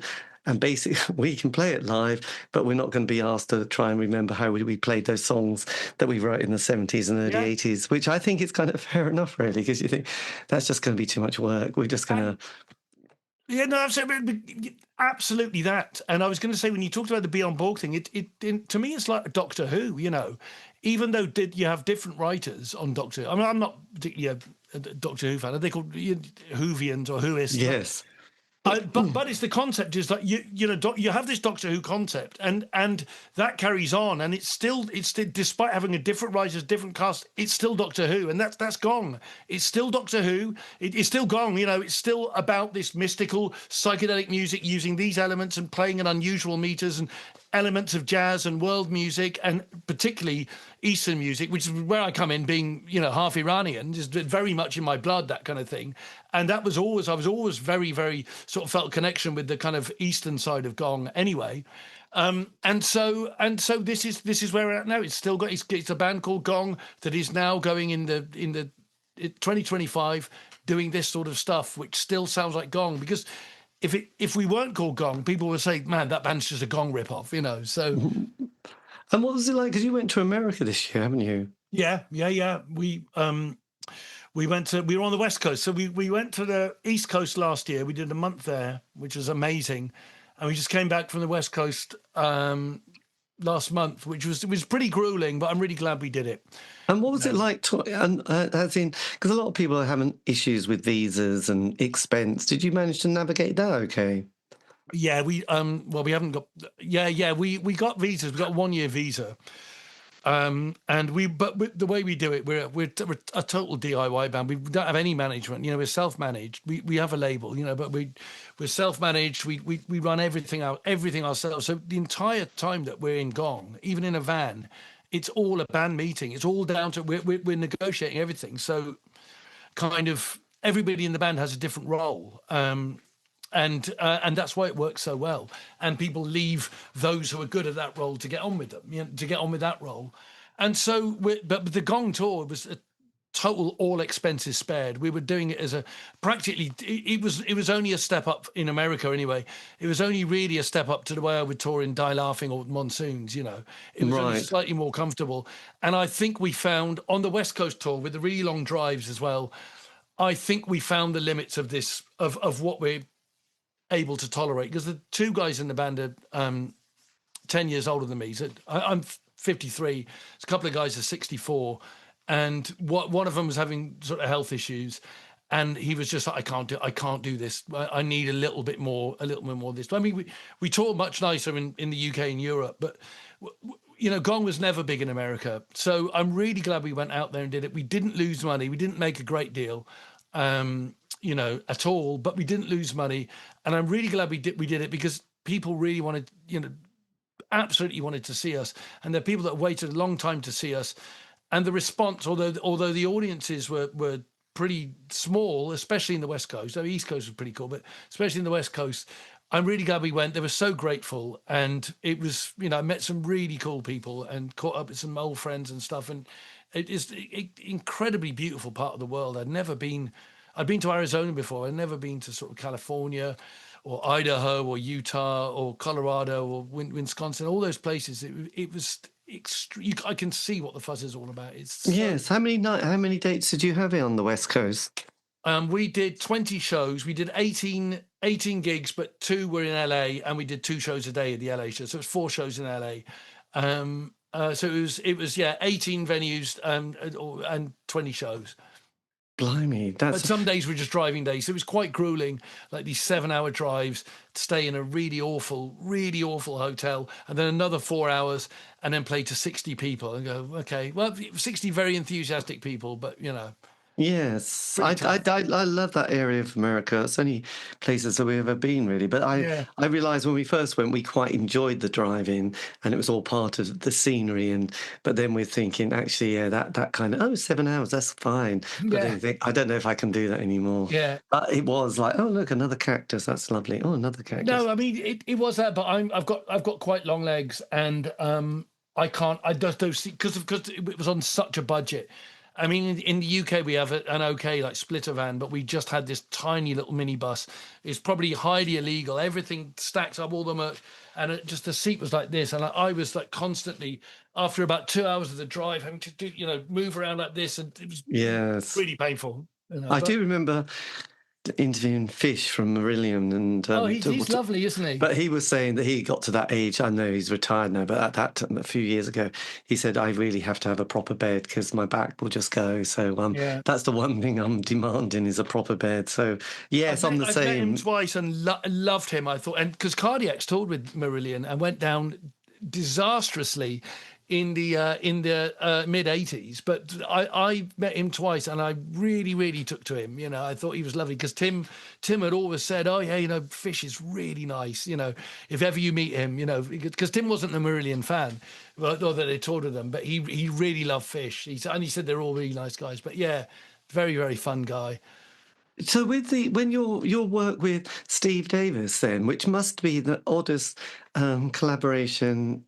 I can't think of an odder collaboration, because he was there, with our, Daley Thompson, Bjorn Borg, Steve Davis. He was that kind of person on the telly, snooker in a way, with that, the fashion, like golf players, snooker players. You just couldn't imagine a collaboration with a psychedelic rock guitarist, really, could you?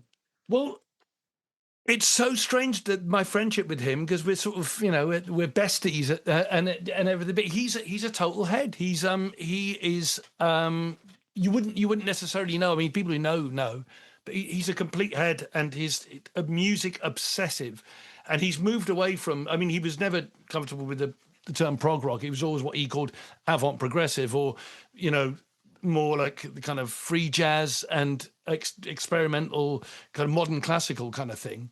But he's become, tied into the band that we're doing, he's become much more interested in musique concrète and electronic music, and I suppose, for want of a better word, I don't say world music, but the kind of African music and that kind of thing.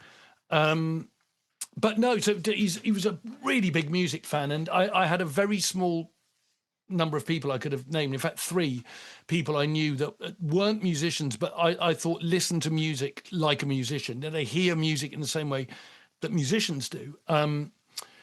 We would do the radio show together, and sometimes he'd play a track by sort of, Universe Zero or something, which was like in any amount of shifting meters in this incredibly complex melodic lines.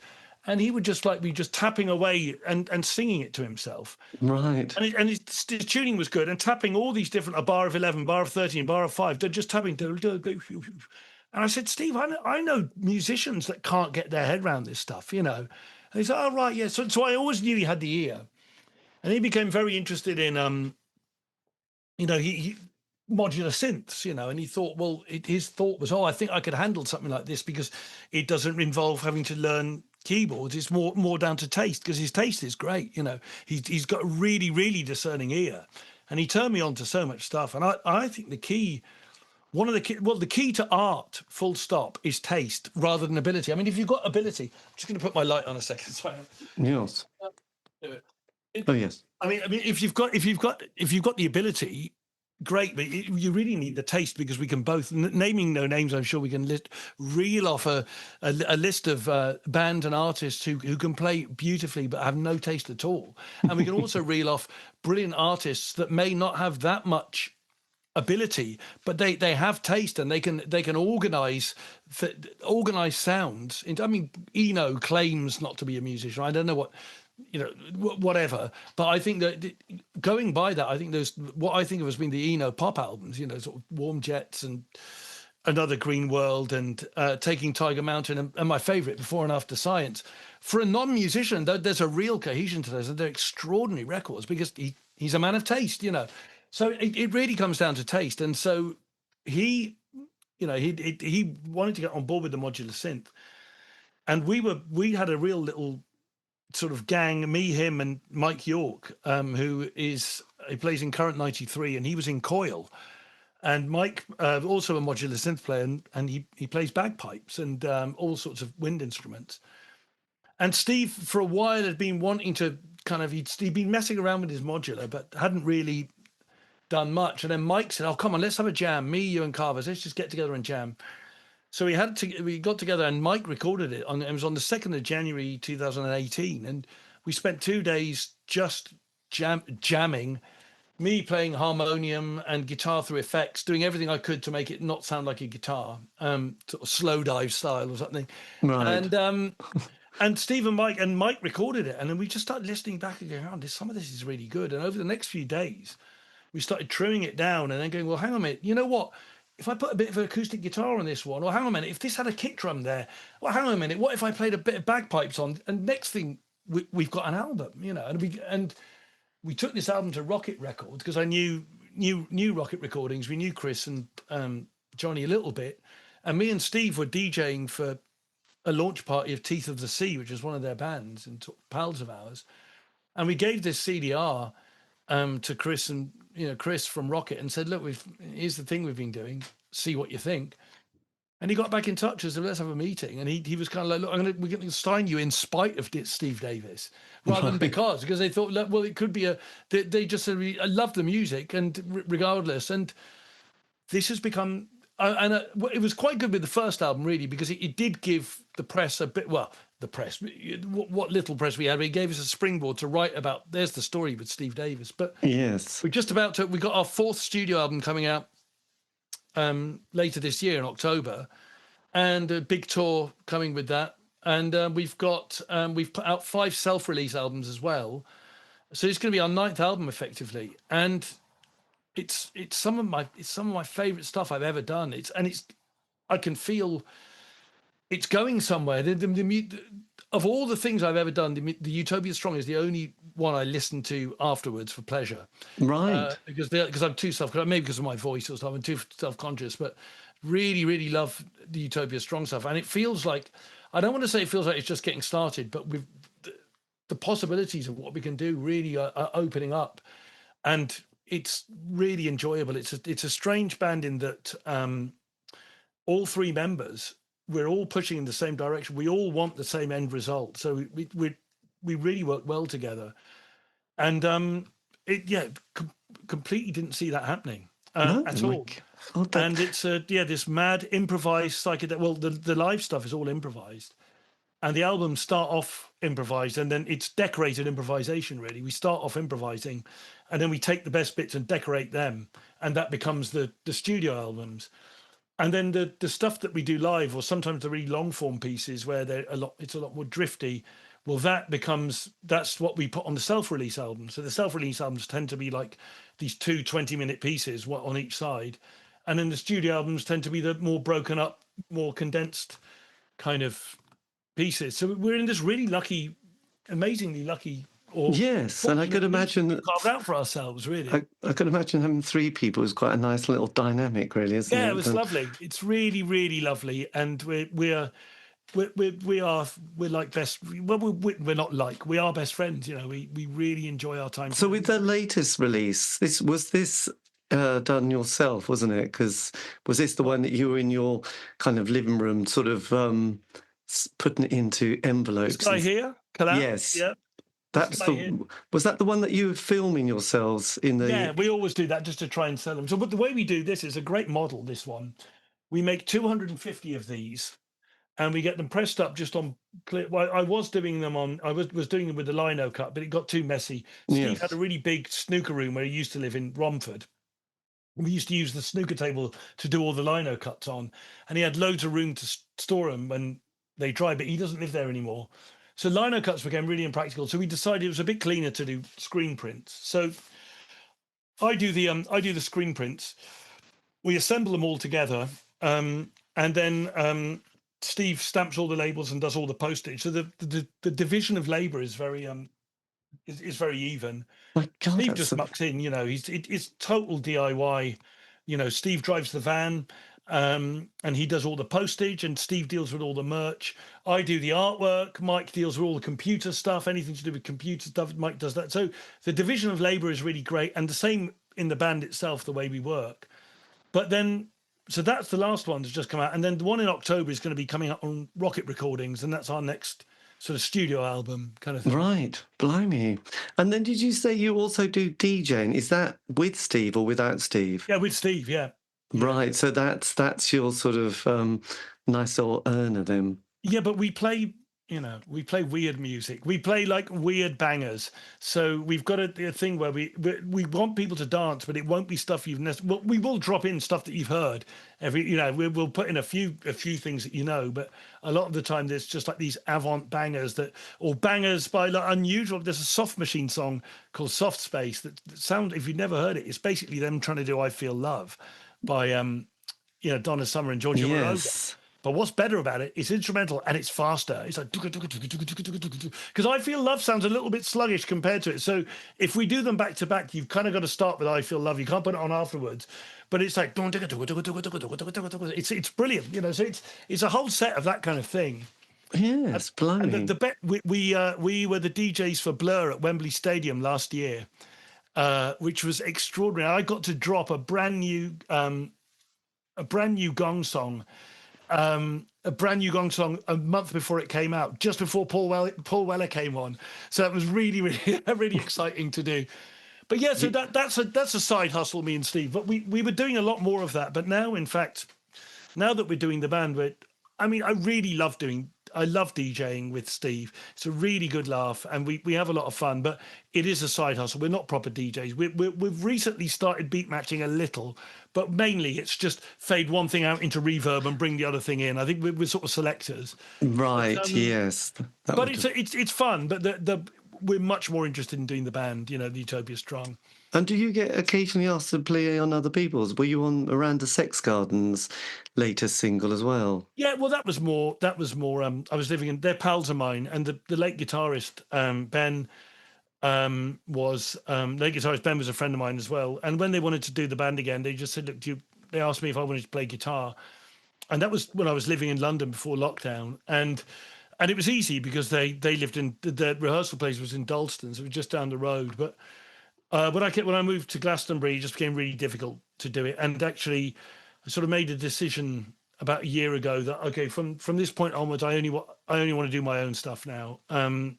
So as much as I only ever do stuff that I like. So I've never been a session player, but I made a sort of decision. The Miranda's was the last one. I'm only going to do my own stuff. So I'm happy to like record and guest with people, and if people want me to put on a guitar solo or a bit of singing on their record, I'm always happy to do that. But I've kind of got my big three things. I've got my solo stuff and Utopia Strong and Gong, and I just kind of think, well, I'm just going to concentrate on those three. Yes, well, that's probably quite enough. And what was the reason for moving to Glastonbury, the home of hippie heaven? Yeah, it was very unpleasant reasons. I got kicked out, and it's an ongoing situation. Lockdown was very unkind on our family, my wife and daughter, and it just someone had to go, and it was me.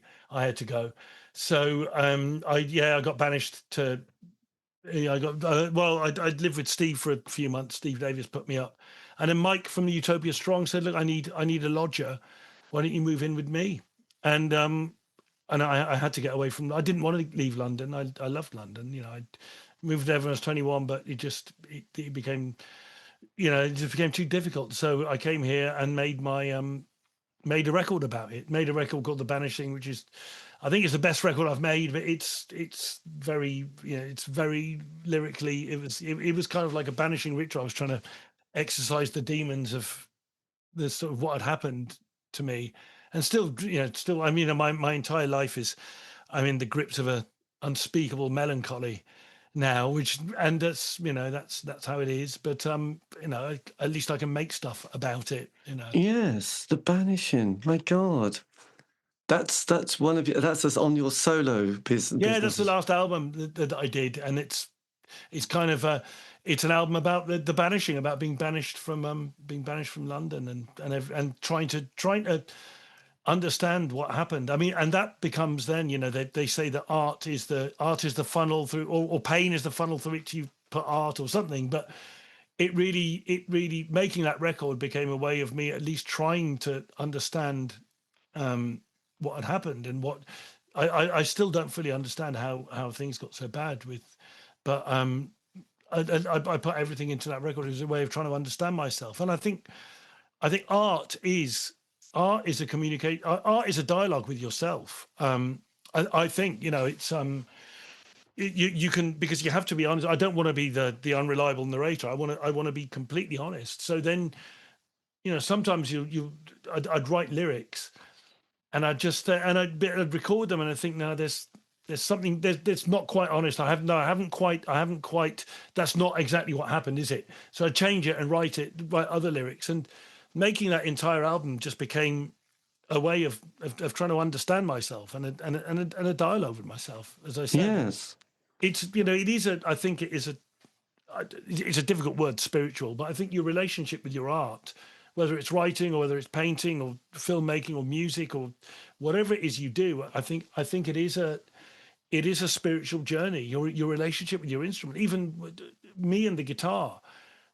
I picked up the guitar for the first time I was 8 or 9, and I still feel the same way as I do with it, and I still want to play it every day, and I still kind of have dialogue with it, and I still you never get to the end. You never get to the end of your relationship with that instrument. There's always further to go or deeper to go, and everything I do, I want to, especially with the solo stuff, because the solo is an all-encompassing thing where I record it myself, I play all the instruments, I do all the artwork, I do the only thing I don't do is master it. So every stage of the process is done by hand and done by myself, and each record now is a way of improving on what I'd done, what I'd previously done. So I want to be a better singer, I want to be a better producer, I want to be a better arranger, I want to be a better illustrator, I want to be a better letterer, I want to be a better lyricist. All, every aspect of what I would, the things that I'm good at. The only things I passed at school were art, English, and music, and that's really what I'm doing now. I just want to. I want to be a better version of that every time. So I want to raise the bar and to go deeper and deeper into this thing. And I'm seeing the solo thing now I'm going to keep making these records regardless if people want to hear them or not. But this will document me until I can't do it anymore. And I don't exactly like the idea, but I'm quite fascinated by the idea when my voice starts going and my hand becomes wavery and my ears go, that the records, the artwork will become more wavery, and maybe the music, the voice becomes more talky, but maybe the lyrics become better, or maybe the arrangements become better. I don't know, but with The Banishing, I realized 2 albums in, this is what I'm doing now.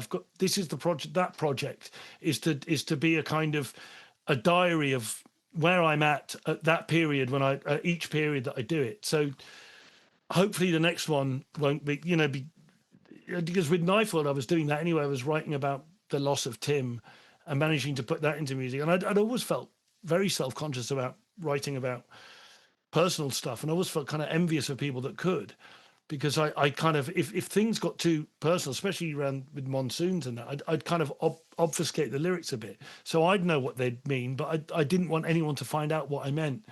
But the more I got comfortable with actually being able to be honest about my failings and just writing about myself and my experiences, the kind of, you know, you could call it narcissism or solipsism, whatever, but then all art is. But certainly for the solo stuff, it's like, well, that's what I'm doing. I'm just kind of documenting where my life is, where my head is musically, where my abilities are musically, and where I am artistically at any given time. Yes. Well, and has Glastonbury been a healing place for you? Because I know it's full of kind of ley lines and spiritual kind of places. I know quite a few characters that used to live in Glastonbury. I'm not sure if they're still there, but it was one of those ones you'd hear about all the myths and legends and stories of Glastonbury. And I knew friends who were obsessed with their St Michael's ley line that ran from. Yeah. Right. So that's. Well, it is. It is. I don't live in town. I live about 3 miles out of town, which is great because I love Glastonbury town, but it's full of crazies. But I love walking around mystical Avalon. I've only ever lived in cities. I came here from Iran in 1973, and my dad moved around a lot because he was a doctor, and I lived in York, Hull, Sheffield, and then Plymouth, and then London for 23 years or something. No, more than that. I'd only ever lived in cities, but now I'm right in the middle of the country, and I'm really into it. And as a result of everything that went horribly wrong in London, I'd always been around people, but I really enjoy my own company now. I spend days by myself, and I'm really cool with that. I'm kind of trying to. It sounds like I'm therapy talk, but I'm working on. I'm constantly working on myself, and I try and walk for about 2 hours or about 4 or 5 miles a day, if not more. And I have a routine where I get up, I work. I'm now. I don't want for much. All I ever wanted to do was. I mean, it's a Faustian pact really, because I'm doing all I ever wanted to do, but at the expense of having lost my family, which is killing me. But I spend all my time working on music or writing or drawing, and walking and trying to be the best version of myself that I can be at the age of 53. And this really is the place to do it, because I can there's walks around here, around this where I am out of town. I can walk up in the hills and do this 4.6 mile walk every day, and so much thinking gets done, so much creative stuff gets done then. I mean, always with, I find it, I don't know if you're a walker at all, but Oh God, yes. It's real problem solving. I'd always walked, and I find that maybe it's the rhythm of the left and right, or maybe because with cycling you're having to worry about, or at least I was worry about being killed at any given point, because I don't when I'm walking. I sort of switch off, and it becomes very meditative, and I find out it's really for writing, if there's any creative project, it's still going around. You're still working on it when you're not actually hands on, whether it's mixing or playing or writing lyrics, and so your brain starts writing that stuff for you. But certainly problems that I've had, or yes, no, I grew up in the countryside, so we used to I used to walk the dog quite a lot. So there was a sort of just go for 40 minutes, go for 60 minutes, just I'll go up that lane round there, that sort of field round the back, come back, and sometimes you'd almost think, actually, I'm still sort of processing stuff. I might just go a bit further round and do another loop, because actually I'm not quite finished with this conversation and this subject I'm thinking about. So,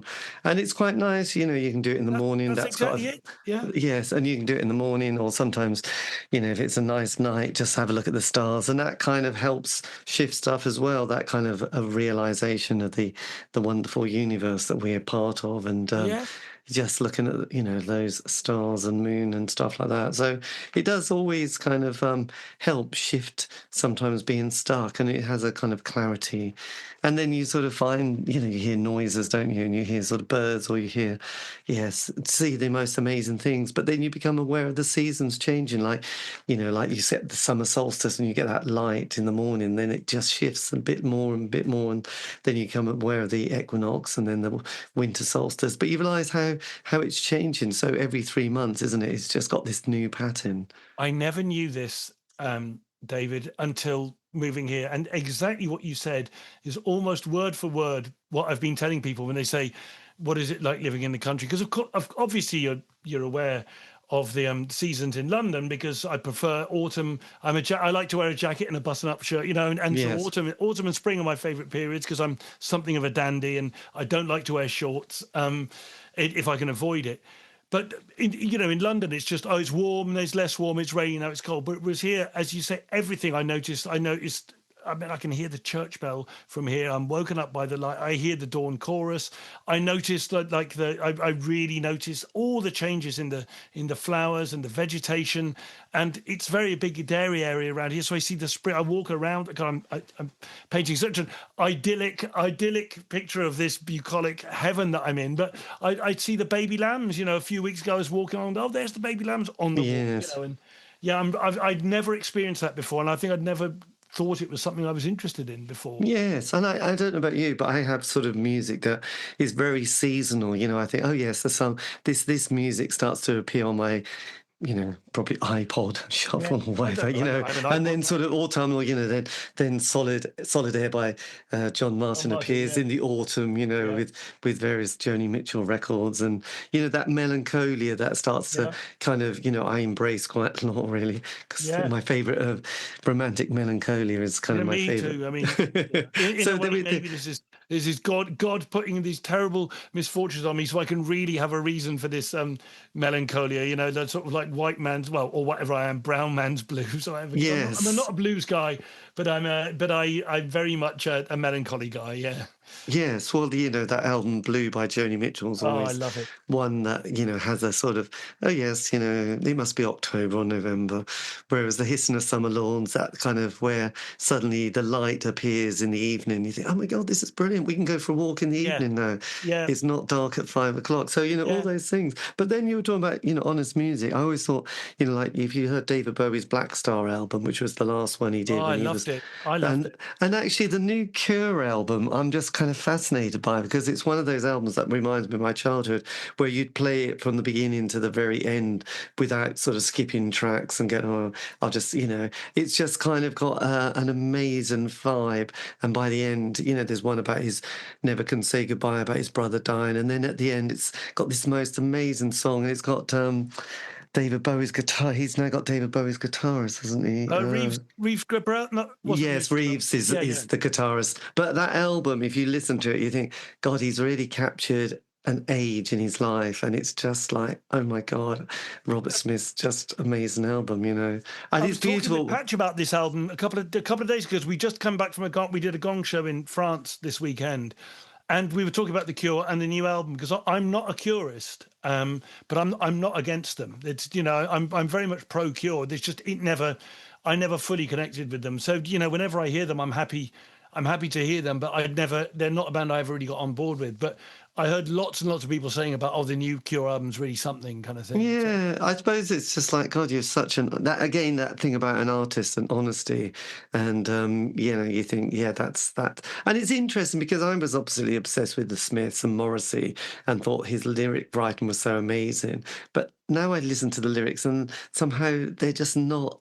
There's something not quite there. It's very chunky, clunky. Mm-hmm. There's something's missing. Whereas when he wrote those early ones, even though he slightly plagiarised them from Elizabeth Smart at times, but, never mind. There was something quite pure about them and memorable. And it's kind of, it's a fascinating thing. What creates, do you have to be in that state to create something quite magical that lasts forever? That's often one thing that I've often pondered. I never stopped with the Smiths, really. I still listen to them. I still really get a lot out of it. For me, actually, I know we're not talking about Smiths, but just I think as a singer he gets better in his solo stuff. I think his voice, by the time we get to sort of Vauxhall and I just think his voice is well, it was always great, but I think it's incredible at that point. But yes, can I ask you what your favourite Smith song is? Well, it probably was a bad song. Pardon? In the canon, in the Smith canon, apart from, I think there's a cover that I don't care for much. Is it Bright Lights or something? One of the beats. It's on either World War Listener. There is one, but the cover I don't care for. But I think they're a rare band. They're a rare band that I don't think they have a Duff song. Yes, and the one that I you mentioned the song that I love, which now I can't remember what it is. It is. Is it Rubber Ring? Oh yeah, yeah. Is that that's the not the instrumental, is it? No, it's not. It's I'm terrible because I never had those albums, so I got into them after the event, but I never had World One Listening Louder Than Bombs. I just had the studio albums and Hatful of Hollow as well. yeah. So Hatful was the first one that I ever did. Their best album, I think, even though it's not a proper album. It was the BBC sessions because the first album, because I did an interview with the guy called John Porter who was given the job because they did the first album and it was terrible, and they said they got John Porter, who was in Roxy Music. Right. Look, we've got £500 or something, and could you just spend the weekend and try and sort it out? And the first album always sounds very thin and a bit, yeah, I agree. and poor, and then Hatful, it's just brilliant. It's got this beautiful sound, and then after that, it's just kind of all musical. It's just genius, isn't it? The work, So I thought every album was just a work of art, and I thought it was stunning. But I suppose oh Christ, I should really know exactly which song I love most, because obviously. I don't want to put you on the spot. I'm always curious just to what people, because they're a divisive band, and people. I don't bother arguing with people who it's so depressing. No, it's not. The lyrics are really funny. You know, there are only about 3 or 4 lyricists I allow that work. Humor in music works for me, and Beck is one of them. They Might Be Giants. I think I like their version of humor, and Morrissey. Yes, I don't like comedy music, at all. So it's Rubber Ring, which is the one that I suppose it's about. It's a song that he says. There's a line in it which I will. I'm here with the call. So in the. Oh, yeah, in the corner of your room, can you hear me? And when you're dancing, laughing, and finally living, hear my voice in your head and think of me kindly. And I always thought it's like, because I often wonder, confessionally, people that you met years ago, you often wonder, I do, if they ever remember me, or did they ever think I me? think the same thing. And sort of like, it's like, sometimes I would like someone that I met 20 years ago or 15, just to get in touch and say, hi, David, I remember, we had that nice moment. Because I can remember having a nice moment, but I wonder if they do. So I often wonder if people remember me from my past, but probably, as my partner says, no, they probably don't, David, so don't worry. But I like that feeling. She's quite different. But I do like that idea that one day, someone will meet up and say, yeah, do you want to, when I'm in my 80s, we had a really nice time back in the 90s or something. So that line about, hear my voice in your head and think of me kindly is something that I really like. So that's Rubber Ring. So have a listen to that. Yeah, I will do, yeah. It's just the lyrics. It's just about, again, just nostalgia. I'm a bit obsessed with nostalgia and stuff like that. And yes, reflecting on... You don't say, having the C86 show. Well, I suppose when I first started doing this, I was just like, interested in playing the music, but then you realise in Spotify, you just put in C86 and suddenly you get all that compilation. And then I was curious what happened to the musicians. And then you started, hearing stories, and then more and more came out, and you thought, oh God, that's such an interesting story. Yeah. And everyone has quite, and the 80s, because there was a lot of bands that I missed the first time because you couldn't just kind of access it easily, that I probably don't listen to the music I listened to back then, but I'm listening to a lot of music that I missed the first time. Oh, yeah. I'm the same. Yeah. And I just think, God, I'm like the Chameleons or the Sound and Adrian Borland. I think, my God, the Sound. I knew. You know about the Cardiacs connection there, right? Or do you? I should do, but so the Sound, Tim. The Sound. Just a bit of an aside.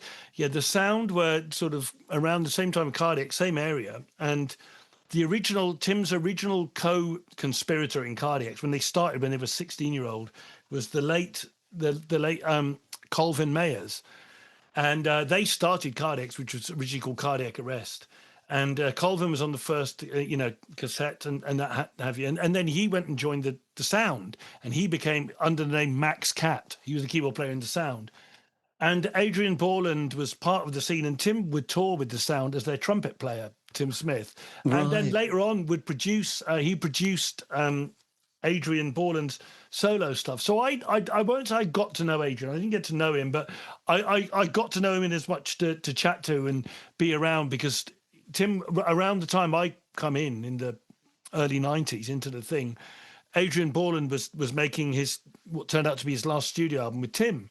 Right. And so Tim was producer. So Adrian would be at parties at Jim's house, because Jim would have these, Jim bassist, Tim's brother, would have these notoriously, decadent and very enjoyable parties sort of thing. And Adrian Borland would be around at those. So I met him there. And all the old Cardiacs lot, the original lot from the, Kingston and in the late 70s, really, really spoke of the sound and Adrian highly. And they felt like, because I'd never heard of them before. No. And they all felt like, all of those, well, no, the sound should have been, U2 and Echo and the Bunnymen ripped the sound off, and it should have been the sound sort of thing. So they were all really, really big fans, but not too many people know about them. And I only know about them through the Cardiacs thing, really. Yes, because Max, unfortunately, I think he died of AIDS, doesn't he? He did, yeah. Tim was seeing him in hospital around the time he went, yeah. Yes, because I've done an interview with quite a lot of the other members, and it's always, it's a bit tricky with them. And there was a band called The Outsiders as well, which was their first band.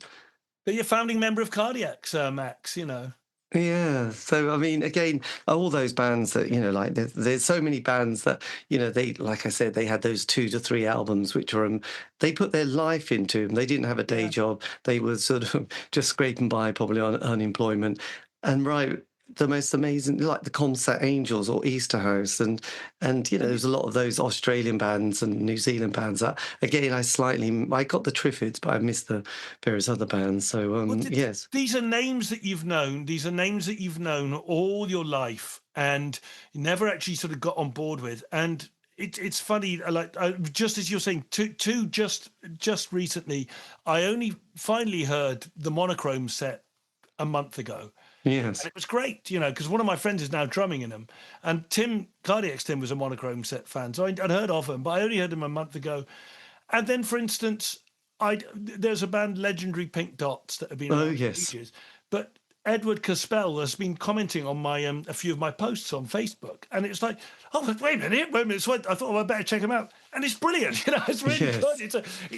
It takes that for me to, but there were so many, and like you say at the time, especially because we didn't just have access to all of it, you kind of had to, each time you bought a record, you were seeing, am I betting on the right horse? Am I going to bet on the right ride? Because so many times you take something back and it'd be terrible. And so you would then have a network of friends. Well, we all would, in order to swap records with and listen to stuff. But you can't hear everything. And in any one scene, it just happened that one little group of friends was into a circle and feels an Nephilim and Current 93 or whatever.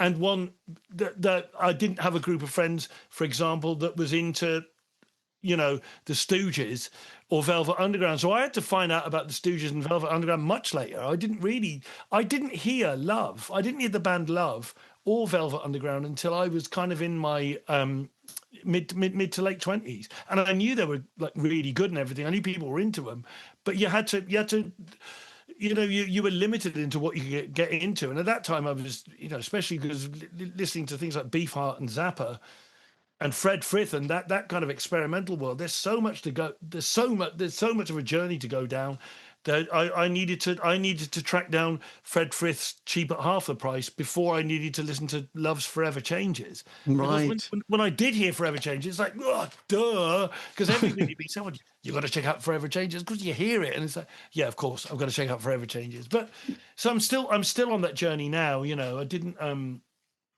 But did you? Because my older brother, who was 7 years older, he had one of those books, I suppose, in the 80s about classic records, and there were a few that I remember getting, and every 5 years I'd give it a go. Like, I must admit, I never really got Pet Sounds by the Beach Boys, or there was the Incredible String Band was the other one, and there was just some albums that you just kind of every few. I love both of them, but yes, they were just like, no. I like the idea of the Incredible String Band so much. And I did, and I did an interview with the woman in it as well, who was just delightful. And it was just really She did a interesting. book. But She put a book out recently, didn't she? yes, that was it. On White Rabbit, which are the same people that put out my book, but I Oh, haven't read it yet. no, it's a good one. There's a couple of, there's a lot of those kind of books coming out at the moment, which from very obscure artists. I love these. There's a couple of women, not quite a few, who made those very obscure, a couple of albums in the 70s, lived in a horse-drawn Like cart. Vashti Bunyan, is that you're thinking of it? Yes, Vashti. Well, talk about autumnal albums. One Diamond Day. There's a total pure Yes. autumn. Well, Rosehip November being my favourite, and yeah. Yes, there's a kind of such a delicacy, and again, amazing. Yes, amazing album. I don't know if she's done, because I did an interview with her, and it was really weird. And this is a very strange conversation, really. But I was in like the 87. I was dating this woman who was a bit older than me, and she wanted to go to Scotland to see some stone circles in Cavendish. And in the way, we went to a place called Drumlin Rocket, and there was a really kind of amazing guy called Neil Oram, who was this way-out bloke who'd written a 12-hour play, and he was this very charismatic hippie. And in the barn, he had several barns, and he had a very long story, which was all very cosmic and everything. That he just followed his kind of spirit guide, and it found this place in Drumlin Rocket, and he just took it over and asked the locals who lived there, and no one did, so he just lived in it. But they had a barn, and they had one of those travelling circus theatre people groups there. And my girlfriend, this is when you go on holiday with someone and it goes terribly wrong. She sort of decides to break up with me. She breaks up with me and sort of joins this company. And I've always had a bit of a dislike of travelling theatre companies ever since. But anyway, it turned out to be her son's theatre company. So when I did this interview, and I was talking about that story, she said, "Oh, my son that was him. That was his theatre company." Oh my God! And now he lives in LA fixing motorbikes. And it was a bit, like I was a bit stunned really. I think, my God, that was yours. I can't remember his name, but it's all on the interview I've done with her. You could hear my surprised voice as I go, "Bloody hell!" Oh, amazing! So yeah, God, what a way to get dumped, Yes. And I remember talking about soundtracks as I drove off in my Ford Fiesta 1.1. I put in something like an Al Green's album, and it was just all very melancholic and slow. So I can't listen to Al Green without flashing back to 87, being dumped in Scotland and driving back to South. It's what happens when you're young, isn't it? It sure is, man. I love that story. I was there. I could have been you, for all the reasons as well, Yes, I know. It's good. But that's, it's a rich tapestry. But anyway, look, I have to say thank you ever so much for this. This has been amazing. And it sounds like your three main projects are very solid now. So hopefully, one never knows. I mean, that's so many events of life, as with all of us, so many events of life have shown you how quickly things can change. And I heard an expression. I quote it almost every week because it's so good. I heard this only a couple of years ago, and it was, "If you want to make God laugh, tell him your plans."